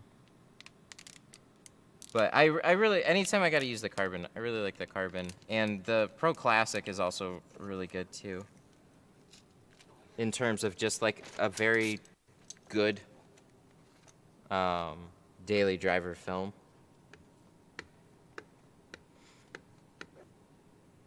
Why did you stop using the Orange Crush? The Orange Crush started leaving streaks. Like rubbery Orange Crush streaks on my film.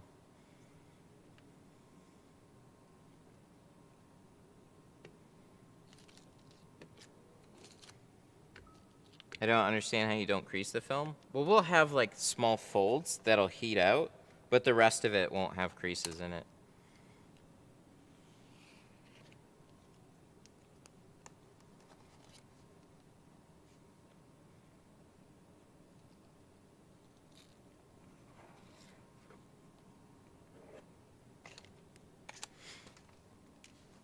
What's the best film for practicing? Yeah, I hear you. You don't need to use a color stable for practice. Go to Tint Depot and check out some of their like less expensive films. You just need like a good, just a, not even a good, just kind of like a whatever. Like dyed film. Don't even look at carbon. Don't look at ceramic. Just get yourself like a 2-ply dyed film. Most of them will like have similarities. I say dyed because that's going to be the easiest to shrink. So look for something like that. I just linked. Let me try it again. Tint Depot. Tint Depot. Hey. I just linked a recommendations page that has films on it and stuff. Do one of them. Oh, is this gonna? We'll see.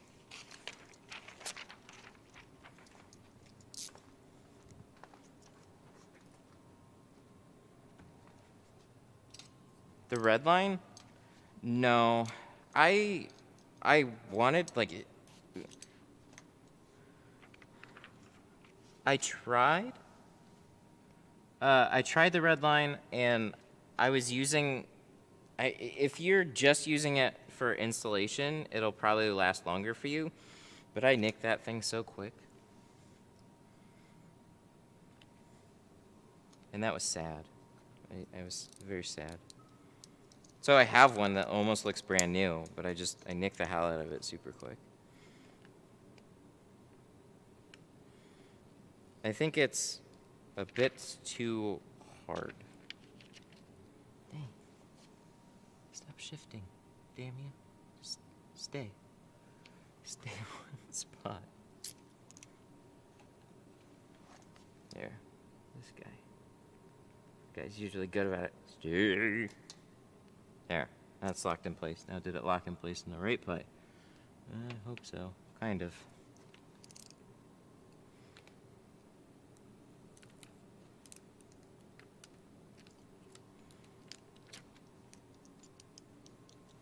Alright, where do we put our light? Because we need that. That edge is just a little bit too dark.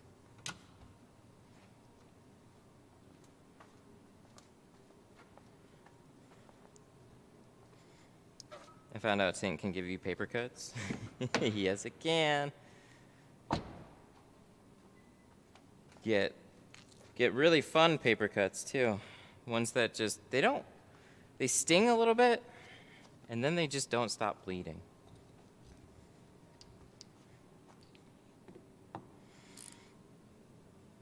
There we go. That guy right there. In the front seat. How'd you know? I didn't know. How do you know?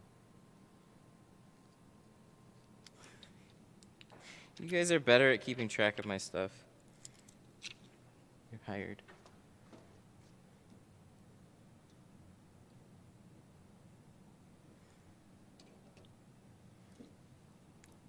First year. I think I was 2009. Maybe 2008.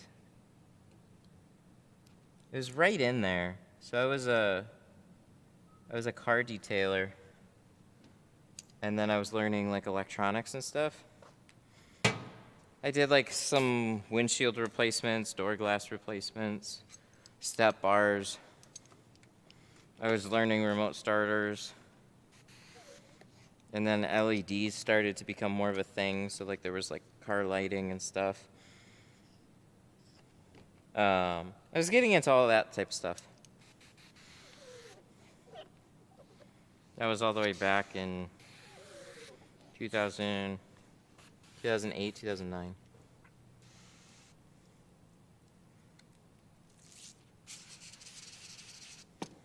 Or actually, no, it was sooner than that I was a car detailer. I think more like 06, 07. And then I was doing that for a couple of years. And I got into tinting later on when the window tinter quit.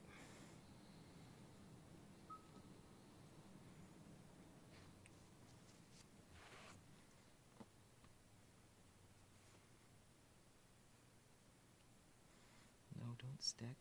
Come on, you got like a hair to go. There you go. Thank you. Why did I stop doing like all the car accessories and stuff? That was more work, made less money, and just look at the OEMs. I mean, at the time it looked bad enough. I mean, it looked a little more promising then, but like there's like a clear path for that. It's just if you want a remote start, just get it on your car. It comes out of the factory. All that shit falls by the wayside.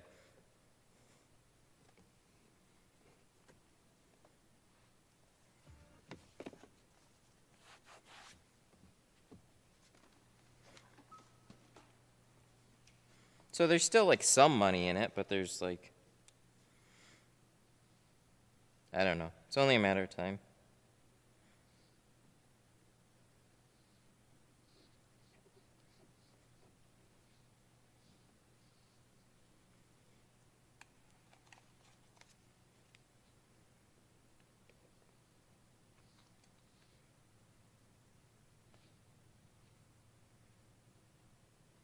Aha!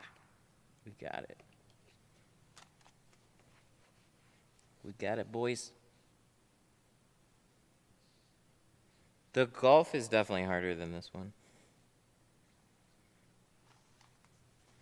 This one's not too bad. It's just you got to keep all your cuts tight, and so keep that quarter window nice and bright when you're cutting it, so you can really see those edges. But you actually got a fair amount to like tuck it in. So this back edge has some room that you can go. You can overshoot it. So this plastic has wiggle room for the tint to slide into without any type of seal there, which is really nice. And then the rest of it is just you got all this, so just make sure you clean it out. The bottom has plenty of the room to tuck down into, so it's really just get it in there, and then the two little points are the only things that can kind of like get bunched up.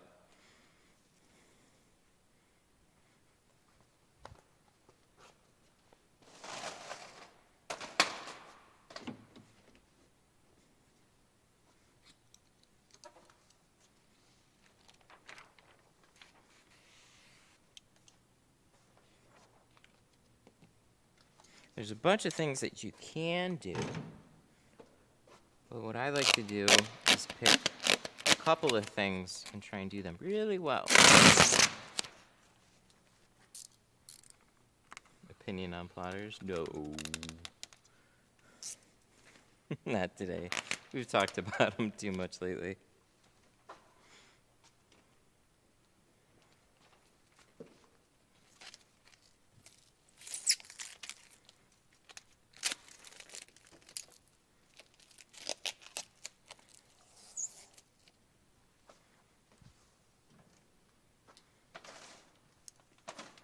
Oh yeah, we need the rest of that. Where did it go? Oh yeah, we put it over here. Why did we do that? Why did we put you over here?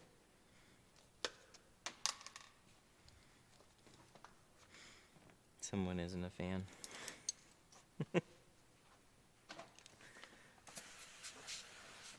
Model 3, I have shrunk them. They're not that hard. It's a lot of film, and it looks intimidating. It's actually not that hard to shrink. The harder part is really just installation.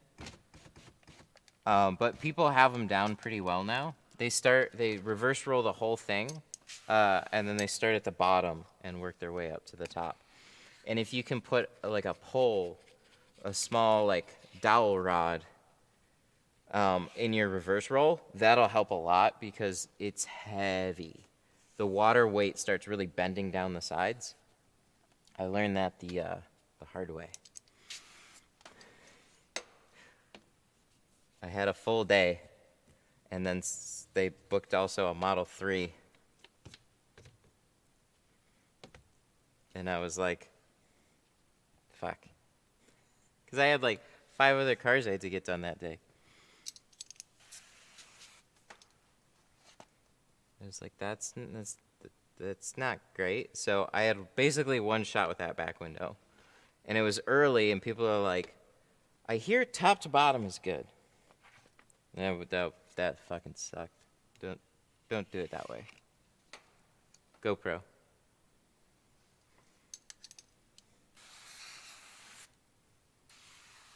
You guys don't like looking at a black screen?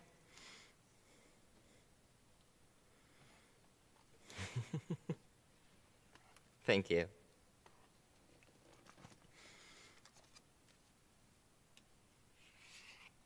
Okay, so after this, I got a stream I gotta do tomorrow too. So I really gotta get this cable situation sorted out today. Ooh, I'm trying to think.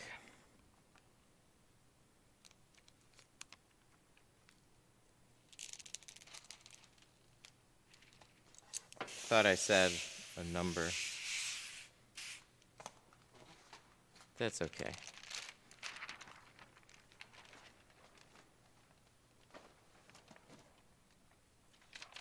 That's okay. We're slowly changing the like camera setup and whatnot.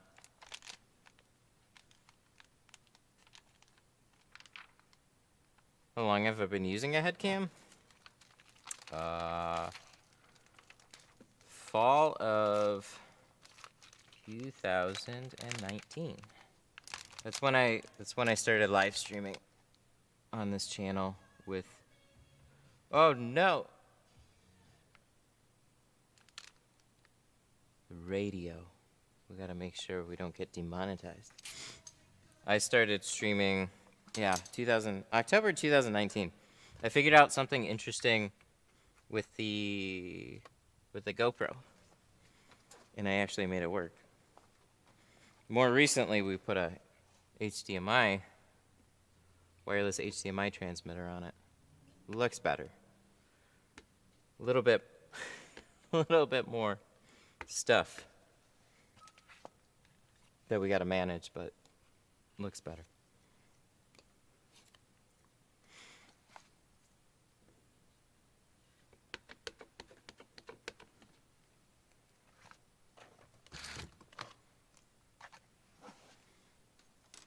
Oh, I gotta get this. All right, so somebody asked about tucking the bottom. So when you're tucking the bottom, you want to get this liner out. So you're gonna kind of like taco this away, and then just kind of like see how it's like little angled in, little taco shape there. Pull your liner out. Keep your hand moving along it. Same thing. Pull it opposite direction if you can. Just a little finagle. Get that sucker out. Yeah, that was basically in. After you do that, I like to just kind of spray all this down.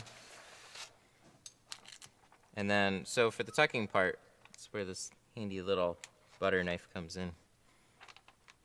Tuck in your corners. Again, these ones aren't that difficult to tuck, so you got all this bunched up. Do one corner and do the other, and then you got to kind of like pick this up in the middle. Create a bit of a roll. You can't do a perfect roll. but get it up off the bottom seal and then just tuck it. And you'll notice it'll start to kind of like just fall in. So any bits that are above the seal is going to keep a problem. And a little tip for trying, there we go. Little tip for trying to get this all to fall down is pull it this way. If you pull it this way, it's going to be forced to go down that way. You can also actually use the little bit of pressure from like the shank to kind of like pull it in. So you like kind of get it here and then you put a little pressure and like almost like shove it in. You're not really like hammering it against the tint, but it's like the friction between the shank and the film. If you have like a tight little spot, you start like wiggling the film to try and slide it in there, and then use the shank to like pull it in too. Or just take the whole fucking thing apart.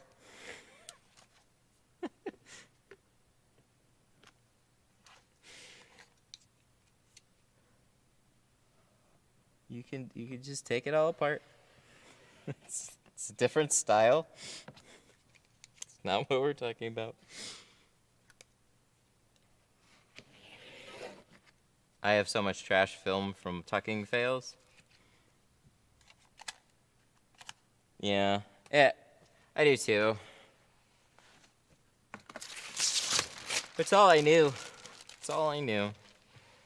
So, there's two ways to look at it.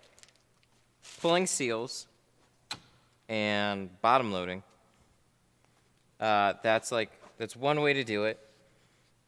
And I'm trying to say with this, you're doing trade-offs, right? So you have to take things apart to make the installation easier. Well, taking things apart for people is like more comprehensible, but sometimes it's not very simple for like a fair amount of different types of doors. So that's where like the trade-off would be like, shit, I don't know how to take this apart, or you risk breaking something. So it's like, that's one side of the scale. The other side is, I could just not take anything apart and try and tuck it in, but that's got its own problems too, where it's just tricky to learn how to do that and you'll waste a lot of film doing it.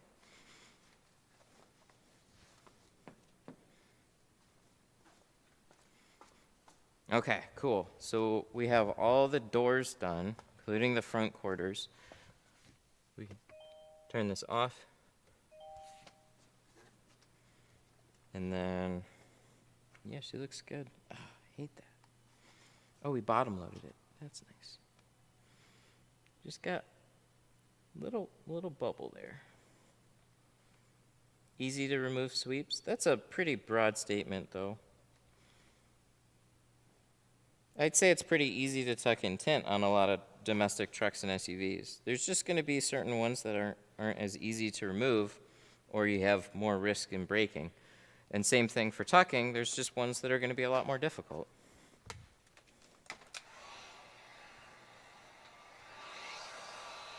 But just saying across the board it's easy, it gives the wrong impression of the whole thing. It's always easy for somebody that's been doing it.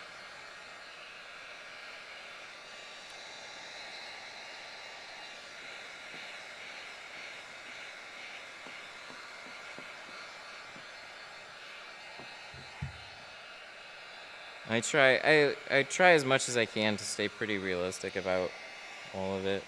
It's just, they got pros and cons to it. Some people just aren't gonna settle with tucking in film, that's fine. I gotta stick to one way of doing things.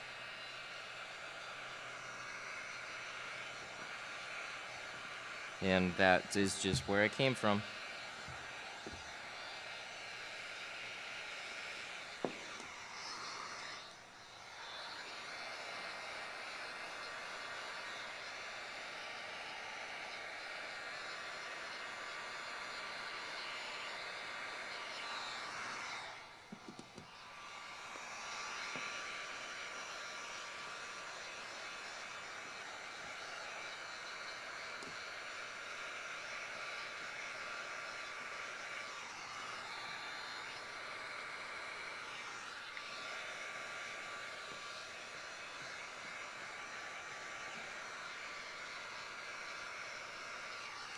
Tinted a boat?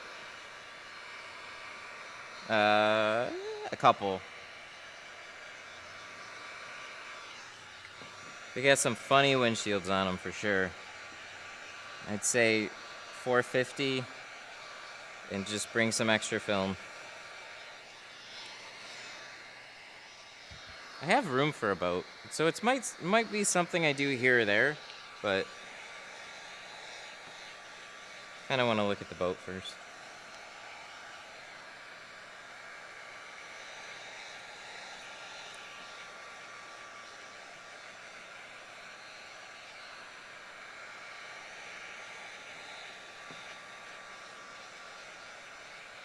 I did a yacht once. That was kind of fun. It was like mostly flat glass, but it was old wooden seals. So they had it tinted at one point in Lumar ATC, and then I had to strip the whole thing and retint it. Just a long day, but it was nice to kind of be out of the shop on a yacht and just like casually working. It was a nice change of pace. That was a long time ago, though.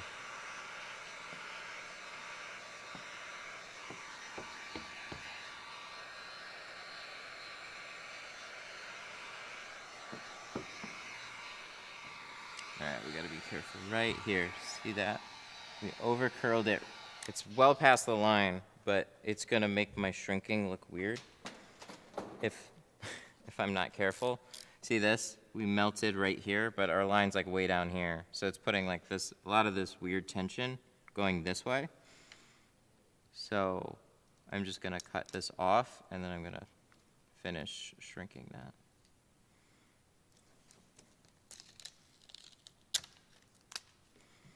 See, now it's not gonna give me all that weirdo tension there.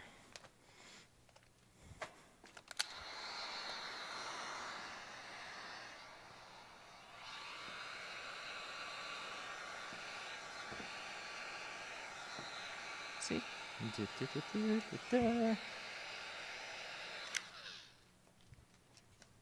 Done. I could have tried to just like power through it, but there's no reason. Other than I'm too lazy to walk across to the other side of the car again.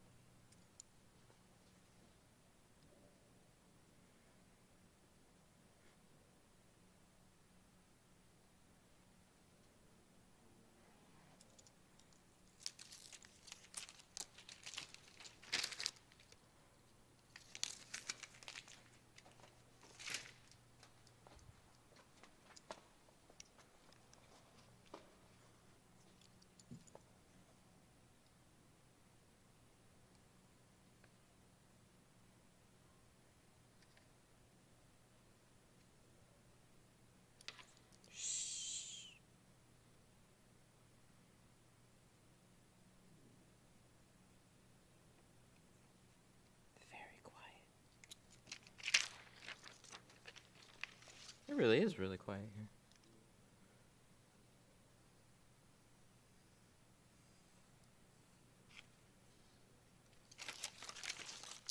Ta-da! Good deal. I'm wondering how this back window is going to go with this camera setup now. If it's just going to give me a weirdo video feed halfway through. So I still have a brake light in the way, but I've loosened it. So I'm going to tighten it back up after I'm done. But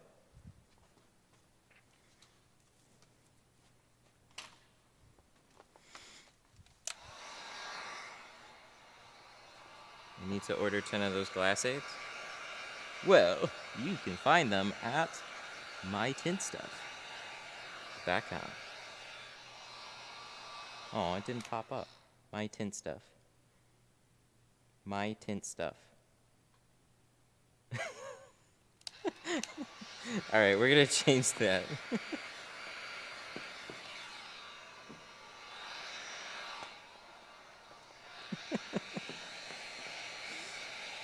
I like it.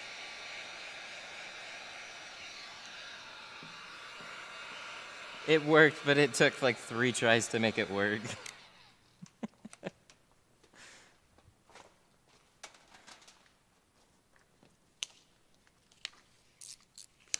I added a few. I want to add them for most of the tools.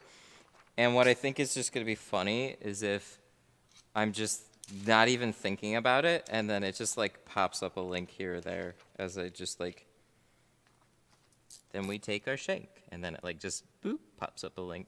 It would be really funny.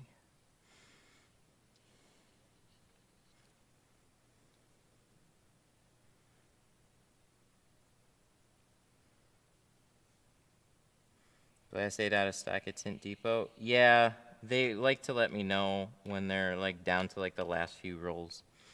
So I sent out more this week.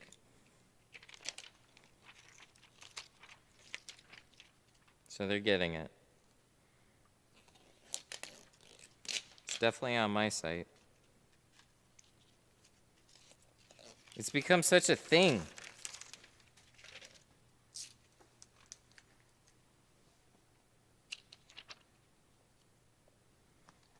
Why use, not trying to be a dick, but why do you use Glass 8 if you're not worried about saving time with seals and stuff? So pulling seals isn't about time saving for me. It's about risk with panels and stuff like that. So like I said, I come from just 2-staging everything. So I never really like had somebody to help me out with pulling a bunch of panels and stuff like that. So I just learned how to do it this way. So most of the cars that I have are pretty straightforward, and then the ones that aren't as straightforward are cars that I really don't feel like trying to pull the seals on. And that usually leans towards like Audis and stuff. But the other reason is Glass 8 is not a guide. That's not its main function. Glass 8 is a way to keep a blade off of a dark black background on a back glass. So it's not hard to put a little score in the glass all the way around it. So that was the main reason I got it.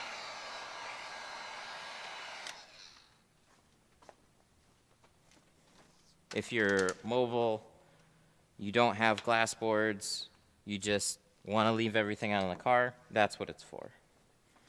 It's not the only solution. You could use like the little button trick if you like that, or Sharpie, but those are the main reasons why. Yeah, you're welcome. This guy.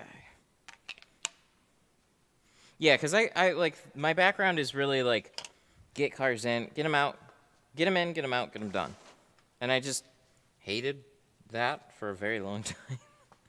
But it's like, if you want to make more money, you bring in more cars. That's just how the business works. So it's just, that was part of it. So I learned how to tint this way and just got better and better at doing it this way. And then later on, really started, like I was using a plotter for like a little while. And I would say a little while, like 3 or 4 years. At my dad's shops, we were primarily using plotters. And so I didn't have to cut on the car as much. And we just had our little production line of getting cars in and out using the plotter, dealing with all the little problems associated with it. And that was the day-to-day. And then I went mobile. I went mobile later on. Let's see, I need clay bar. Oh, I got the clay bar. And with mobile, there's no more plotter. You're hand cutting everything.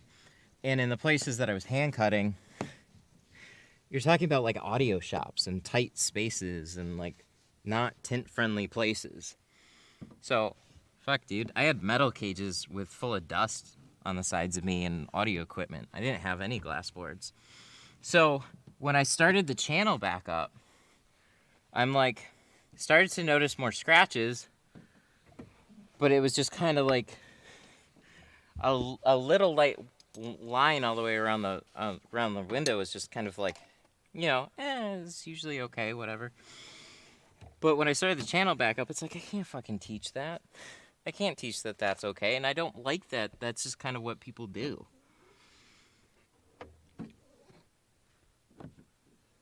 So I went to seek out a better solution. And yes, there's the button trick, but the one thing the button trick lacks is you still can't fucking see. You can't see. You gotta like shove a light in the bottom corners and stuff like that in order to see, and you're dragging a button along it, and you can get the cut with enough like taking a light in and out, but if you just put a nice bright white line of tape there, it's like, oh, you can see that shit way easier. So that's where eventually Glass-Aid was born.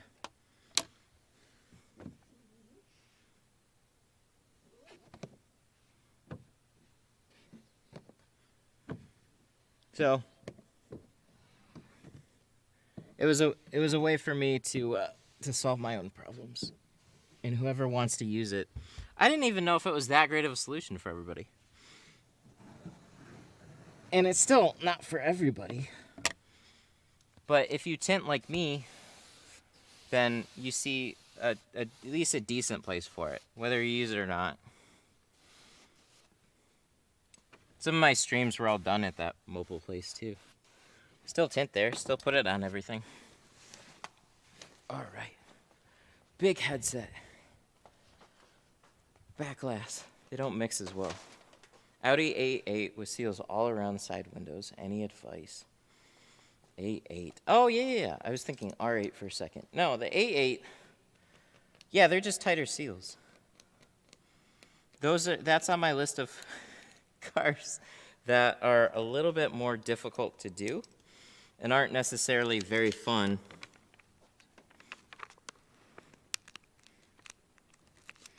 Aren't necessarily that fun to two-stage.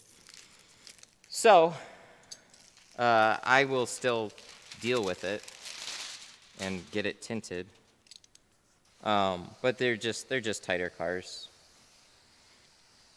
Cut your sides maybe a little bit tighter, and then look to see at one of those bottom loading groups if you want to try and take those apart, see what is involved in all that.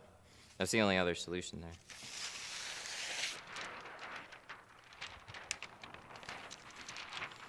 A4s, A8s, S4s, S8s. That whole line up there. Audis, BMWs. Mercedes is usually the easier one of the bunch, but not exactly fun.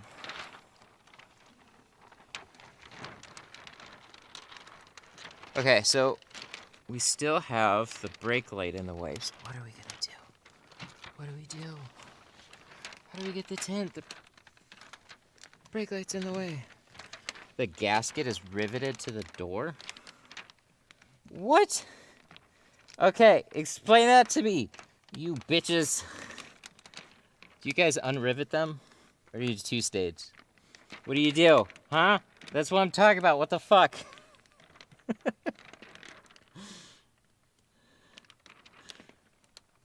I know they got an answer for it, but like, see, you see, that's where I'm like, what the fuck? Okay, so we're gonna create a little air tunnel.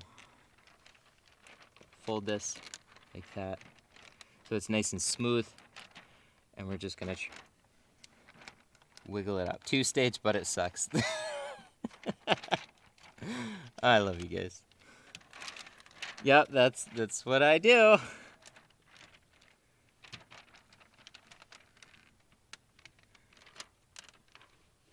It's like what it just reminds me. It's like when somebody says, "I never had a problem." It's like, fuck you. You've absolutely had a problem. You just don't either remember it Or you're just trying to make it sound like you're the almighty. It's like, fuck, everybody's got problems, man. Love you too.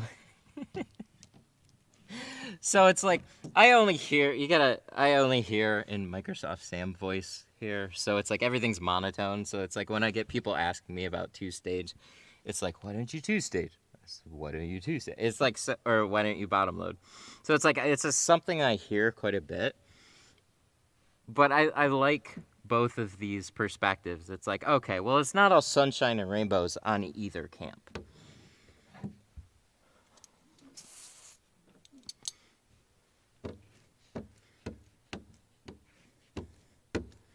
There was a Lexus IS 350. If somebody said they never had a problem, then they probably never tinted a window. It's true. 2 hours later. Yeah, I bet. Except like more Microsoft Sammy. So, what was I saying? Oh, I forgot what I was saying. But yeah, it's not easy on both cams. So I hope that at least like helps show some of that. You guys do what you want to do. Just know that it's okay to do it, for me to do it different. Everybody at the end of the day, go tell your customers the way you installed their window tint, and they'll be like, okay, cool. Does it look good? Because I don't know what any of that shit means. And that's who you're trying to please at the end of the day. Let's make a good tint job for all. That's our goals. We have one common goal. Put out pretty tint jobs. Put on the pretty stickers. That's what we do. We're sticker applicators.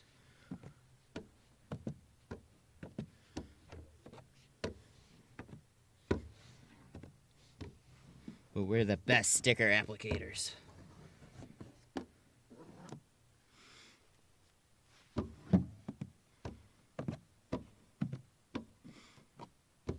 Somebody said I made this one look easy.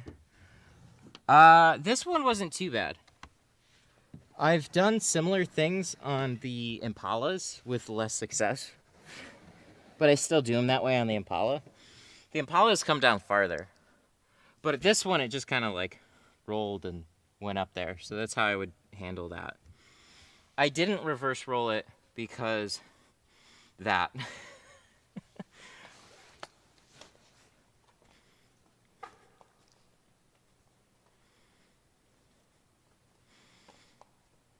Clear crush, orange crush, yellow flat out. What do you like?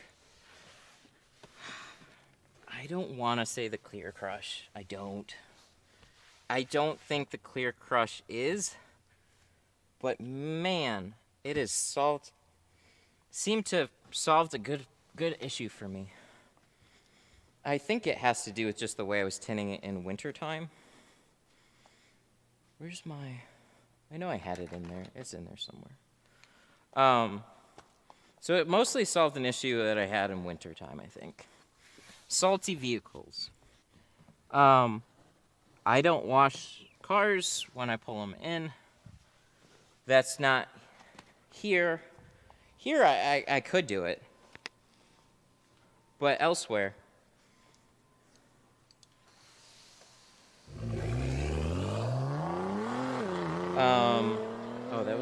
That was a good question, actually. No, they don't. Sorry, getting distracted. I forgot what it was called. Do I look like I'm having fun? Sean, thank you so much for the 5. Are there any promo codes for GeoShield on their website?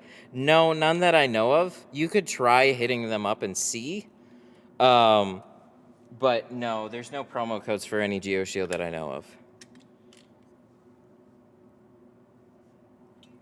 Thank you, I really appreciate it, though. Yeah, on ceramic, I wouldn't, like, you asking about it, like, yeah, that's ceramic. Big orders of ceramics is definitely expensive. So, hit them up and see, but generally, no.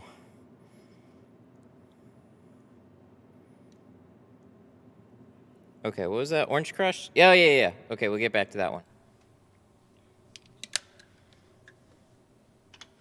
The smaller the car, the cheaper the tint? No, that's not true.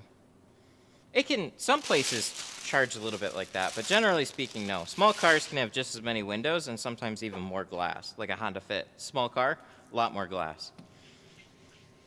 Okay, but yellow flat out, clear crush, orange crush, which is my favorite?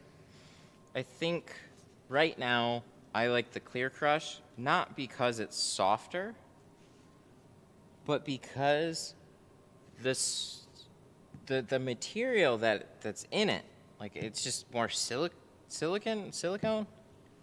I don't know.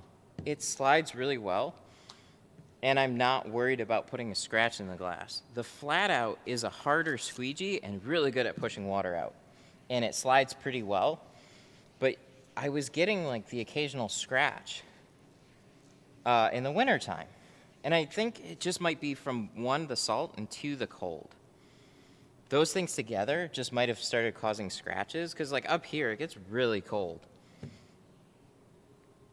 And I just would hate it. I do like a set of front doors, wipe it all off, and then all of a sudden I look and there's this like faint scratch line, and I'm like, ah.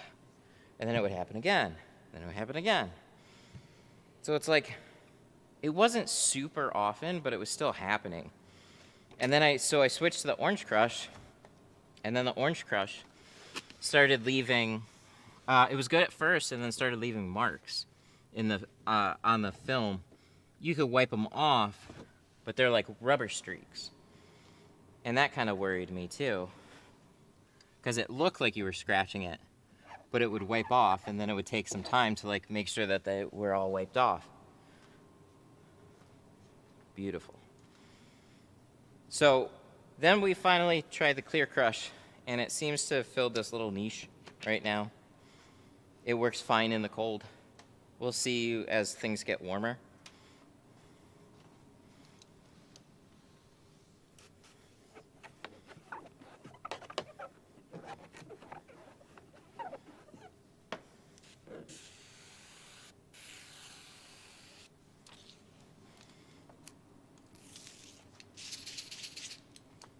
Do you ever get people bitch about watermarks on the car? No, but I don't, not that often. Here and there, I would have people ask about it.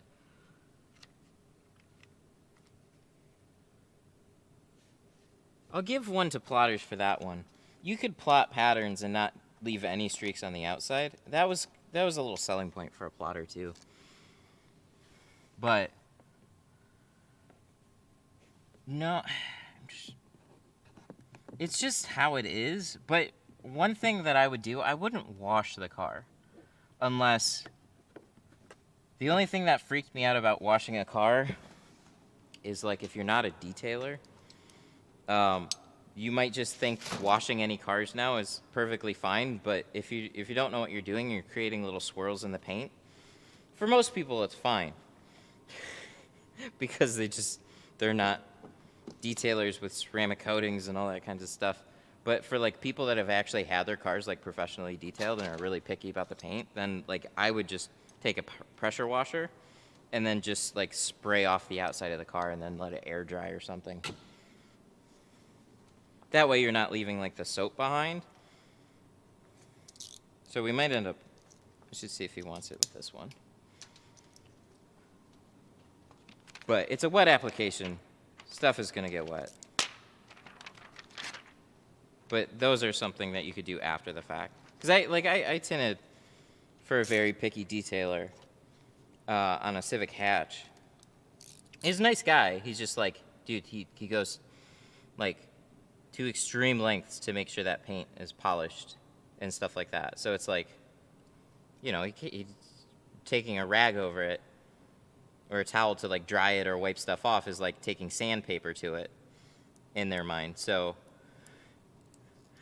like, you gotta be careful.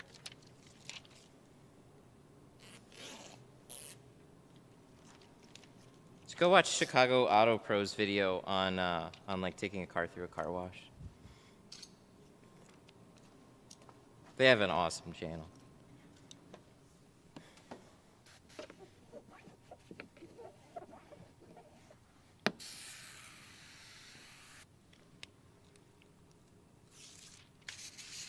But yeah, it's a wet application. Things are gonna get wet. But I got a bug stuck in my tint one time. Oh, I've had that too. I've had bugs. I've had like those little gnats. And those little fuzzies that come around in springtime that get all over the place. Oh yeah, I've had those float in the middle of my tint. That's a great time.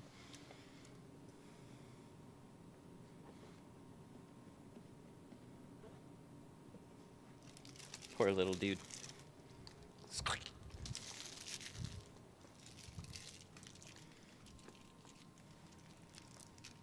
Why don't you reverse roll a back window? It's just one of the things I never learned. Early on, I learned how to carry everything in. Reverse rolling was rip. Yes. Rip little gnat. Yeah, it's something I never learned till later on, and then I like taught myself reverse rolling with some help from the community, and that was really nice. I still don't like doing it on a back window though. I've tried it on a couple of them, and I don't like doing it on a back window. Back window isn't as wide as the windshield, so it's generally easier to carry in a back window. And yeah, so that's the way I just keep doing it.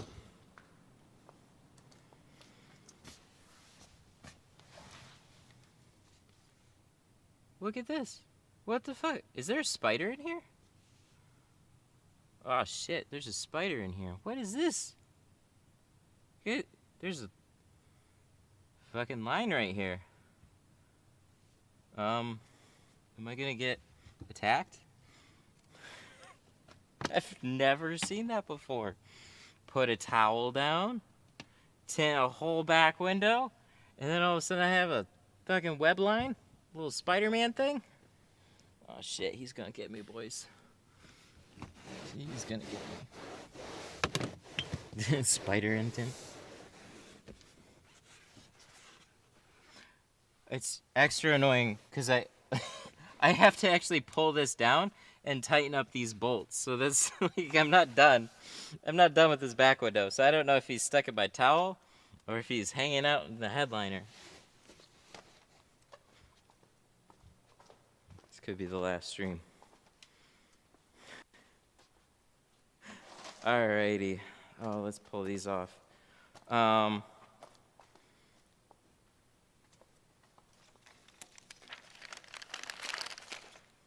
So I gotta put the seals back in, and then I got to tighten up those bolts, and then we'll be done.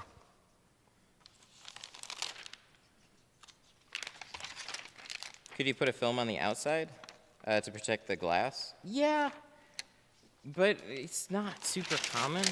There isn't really much out there other than like bulletproof tint or security film. They don't really make, at least it wouldn't be common. You could like start searching around for something. But whatever you put on the outside, like the glass is going to be stronger than whatever you put on the outside. So with continued rolling up and down the windows, the film is going to start showing little like marks and stuff.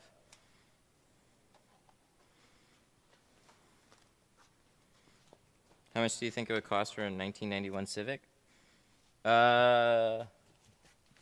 Depends on where you go. Probably a little bit more than a brand new one.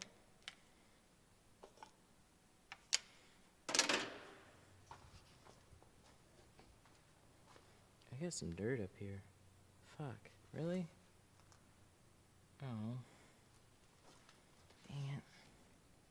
Let's check out this one. Oh, this one looks good. I must have not wiped that top edge as good as what I thought I did. That looks good.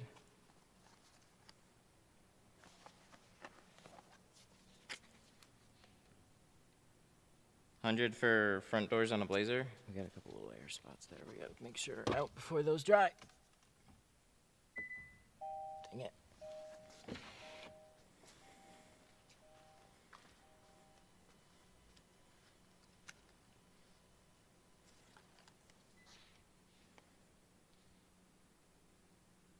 It depends on the film. So I start front doors here at 100.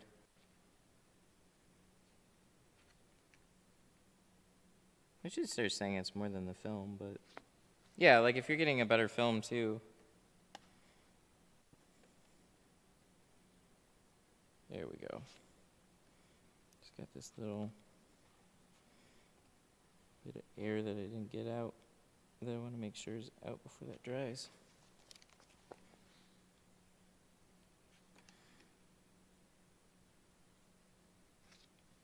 Nice.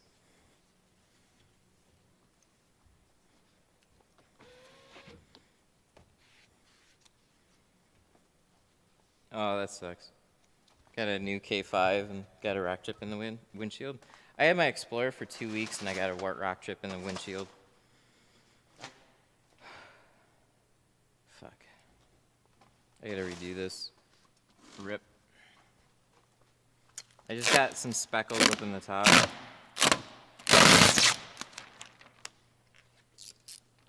How long has it been? Now we're... Oh. Oh, that's extra not good too.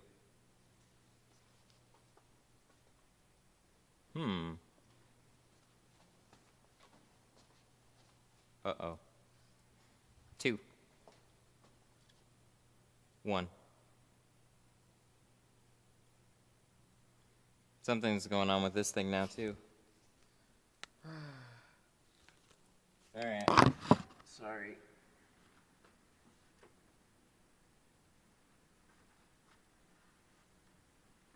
Has it been doing that often?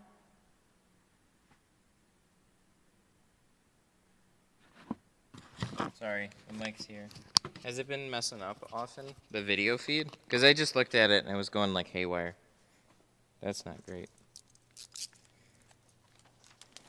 Yes. Nah, yes, nah, yes. I thought we were done. This. So, up here, I don't know when it happened. I mean, these can't be that dirty. But there's like a couple little like trails right down there.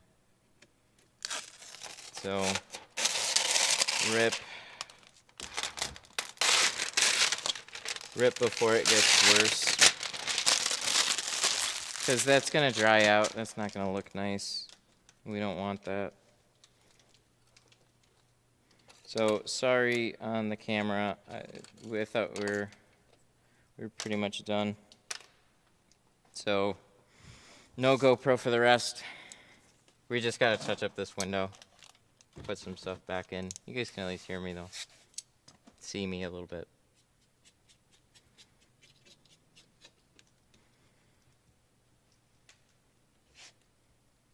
But that's the type of stuff that I don't...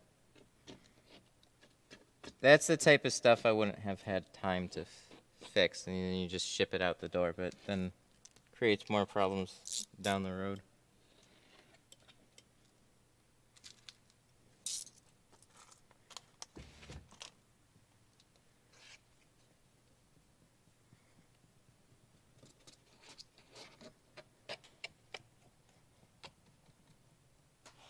Audio sounds good and this isn't a bad view. Well, thank you. At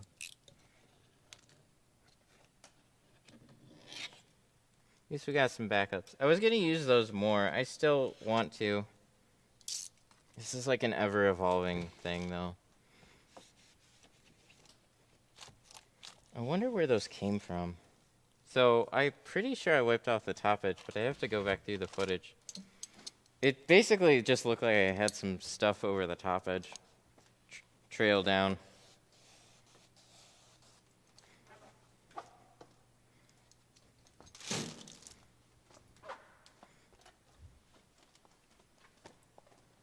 How do you take off old tint? That I would just Google.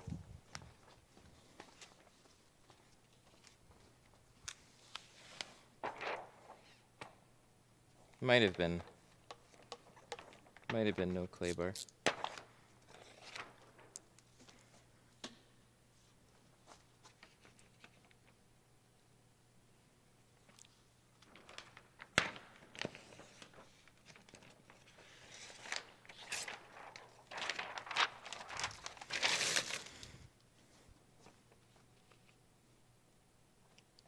gonna fix this guy up. It's not gonna take long though. It's one window.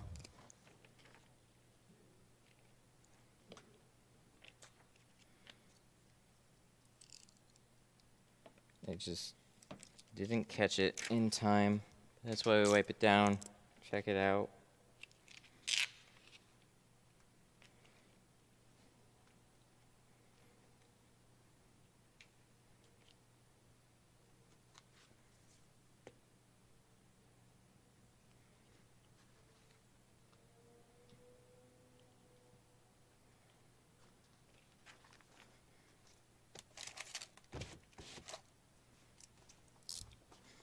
And then before you know it, we'll be done and we'll feel better.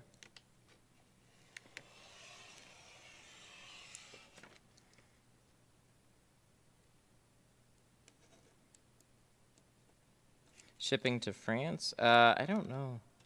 I'm not sure. The website sometimes allows international orders out that way.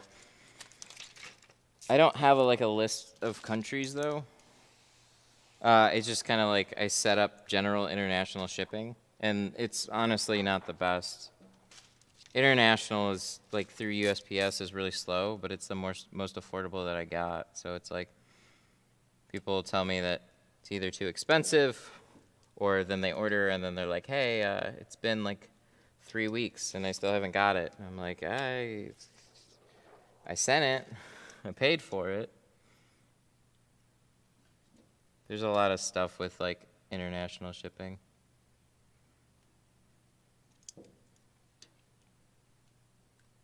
I think you have to basically set up partnerships almost with like some of these companies. That requires like a lot of volume.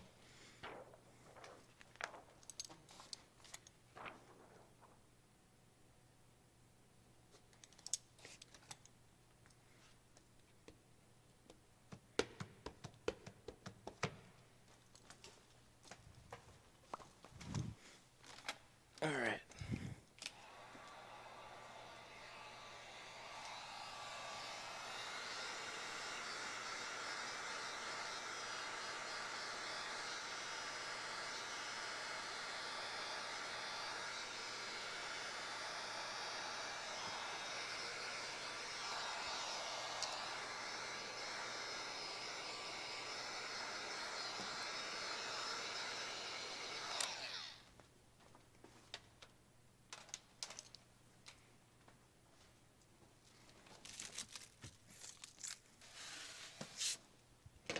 So let's take the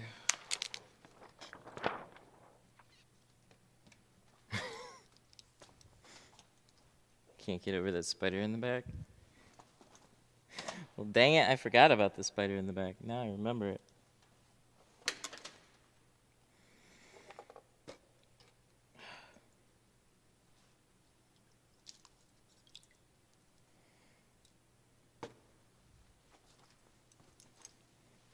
All right, we're gonna roll this up.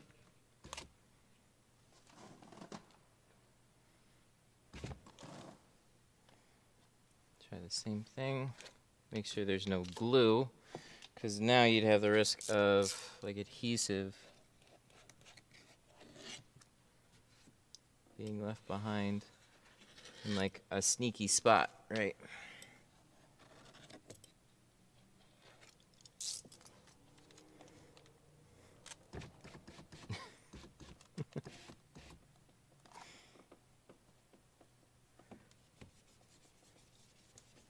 Did we?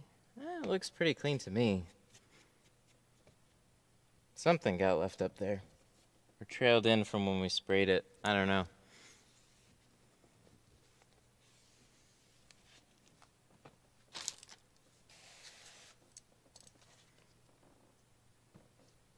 I don't know. But whatever happened, we will fix it. It gets so much worse too if you don't. It's like, it gets annoying when it happens because you're like, maybe it's not that bad, but then you just keep looking at it and you're just like, no, I don't want that to be be a long-term problem.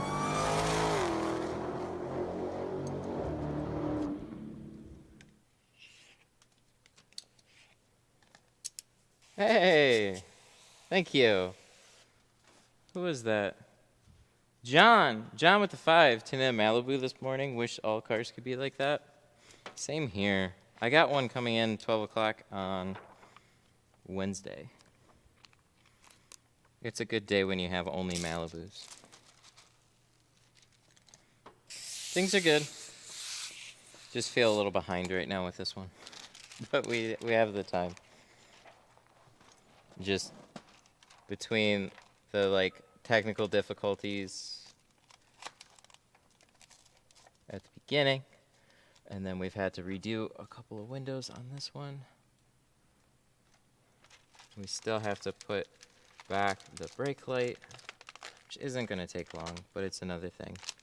And then the side seals, and then the GoPro is, I still got to go out and get a cable for tomorrow's stream or something. Because I got like, I think I got a 9 a.m. appointment, so it's not like I have afternoon time to go do that.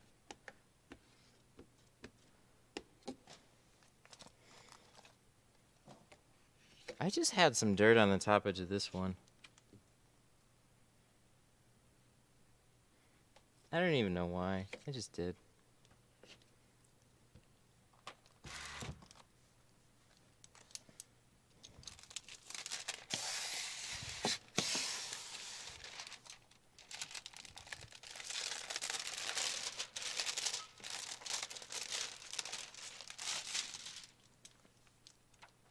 $5 super chat compensation for the question. Thank you.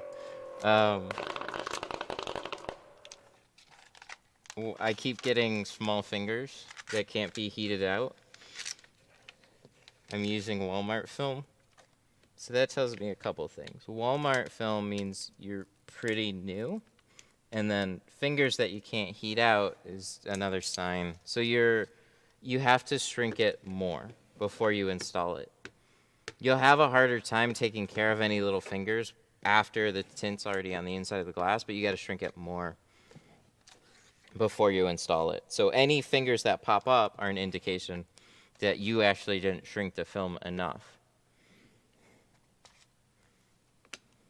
So you know the film will be shrunk when everything is like laying smooth on the glass. I saw a picture today in the group that was asking about that's kind of my follow-up. How do you know how far to shrink? That's exactly how you know. Everything's got to lay flat. I had a picture in the group that the film was already, or like way distorted still. And he's like, I shrunk the film, is this enough? It's like, well, no, you're not really understanding the purpose. So you shrink film to get it to fit to the glass. So whenever you still have little, you know, it's just you're trying to get film to lay evenly on the glass. So if it doesn't look like it's laying even on the outside, it's not going to lay even on the inside.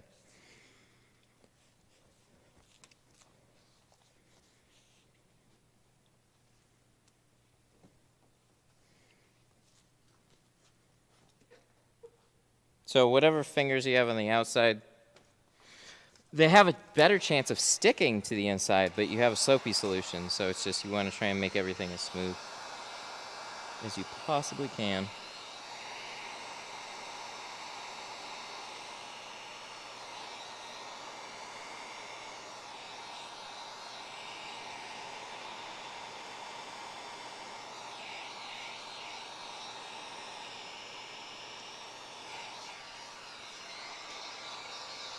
Well, this looks much better. We've successfully gotten rid of whatever crap that was up there. Yay.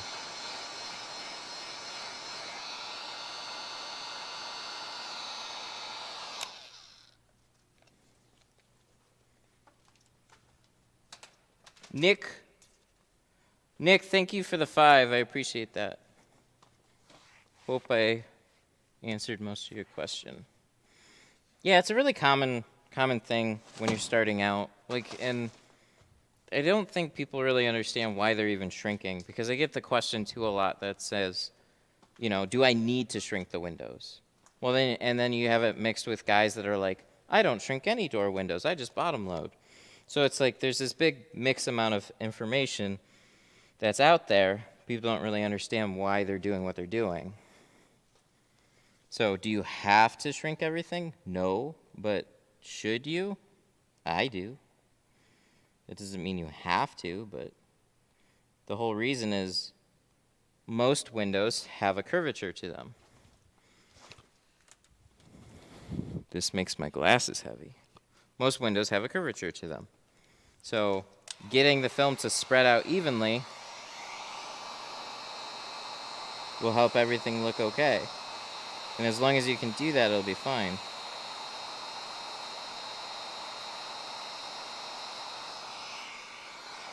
But if you just take a few seconds and shrink them, then you know it'll be good.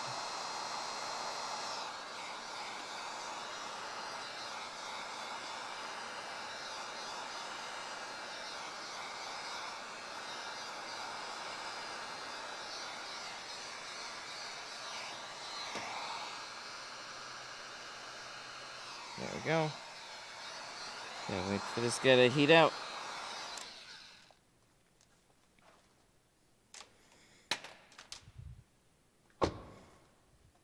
Alright. Tips on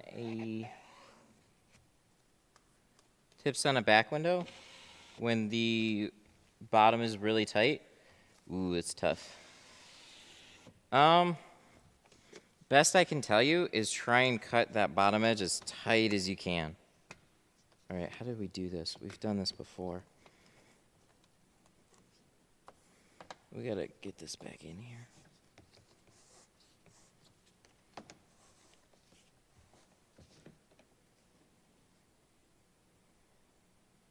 Oh shit. I think I put this in the wrong way. It goes this way. Yeah, this way.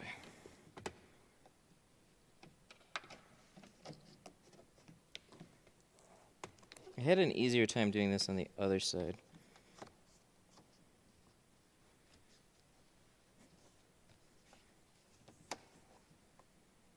How did you guys do this? It popped out easier. Fuck. I remember this was a pain. I forgot how I solved this.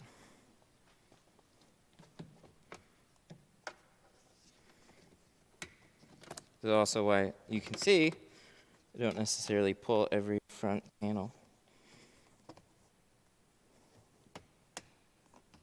I don't want to break it.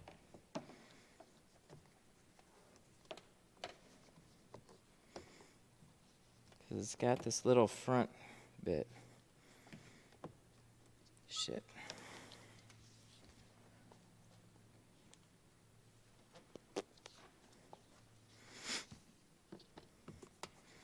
Pull the seals, they say. There we go. God damn. That's what I need to do. It's got push clips there that weren't pulled out.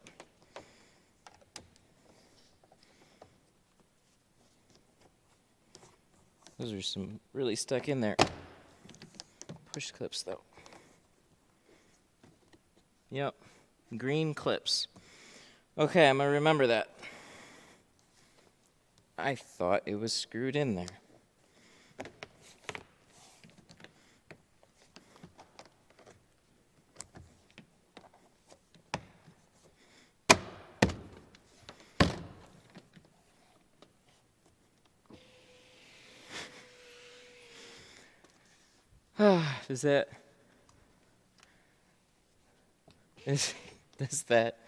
Does that somewhat explain why I don't always pull seals on everything, and I'd rather just tuck them in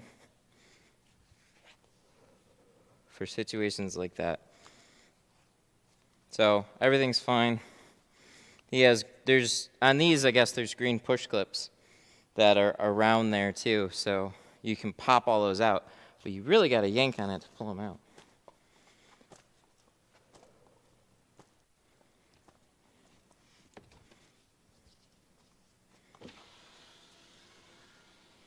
need more practice. This one was basically already unclipped at that point. So this one's gonna pop way back in real quick.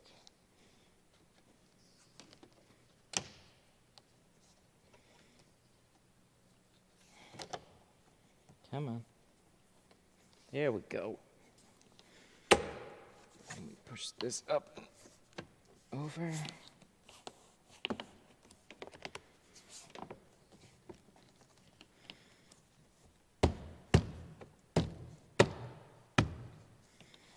Make sure those are popped in. Roll it up.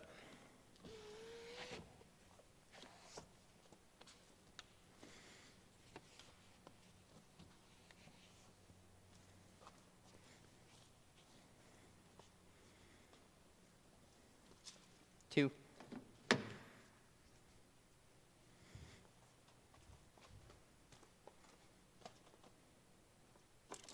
So, sorry boys, there's only so much you can see, but I gotta put these screws back in. Oh, the brake light. Shouldn't take long, but no GoPro for that part. I had to figure out what the fuck is wrong with that.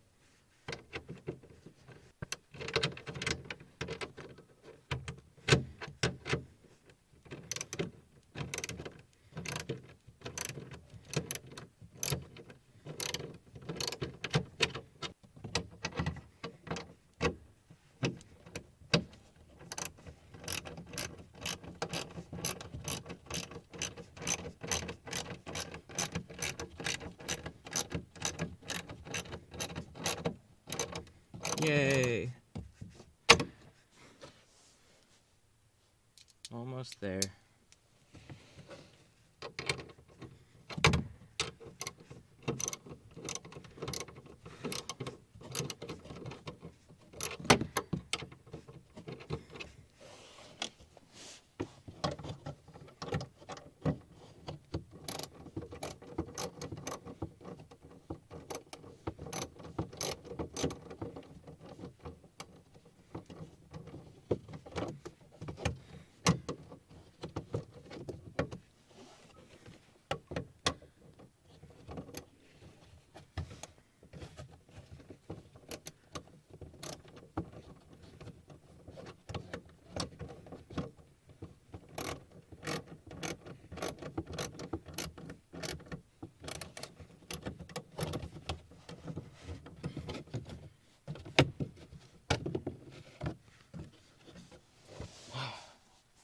Sweet Lord. It's up. So now the push clips go back in. Oh my God.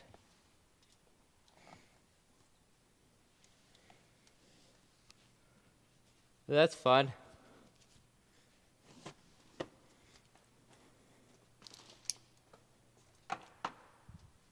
One. Good Lord. There we go. Let's make those all set. It looks good. Very nice. 10 out of 10.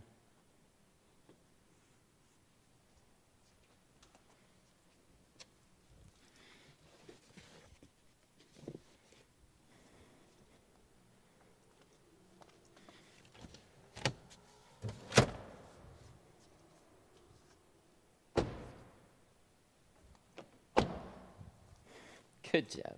Thank you.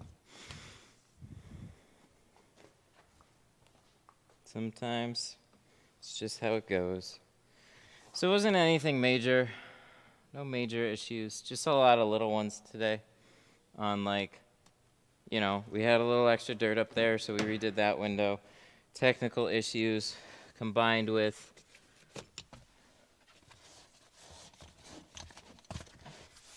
come on, come on, come on.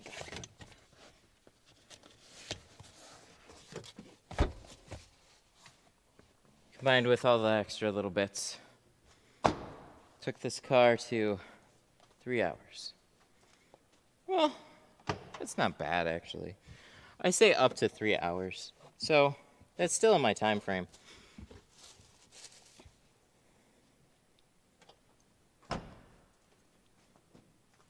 Canon.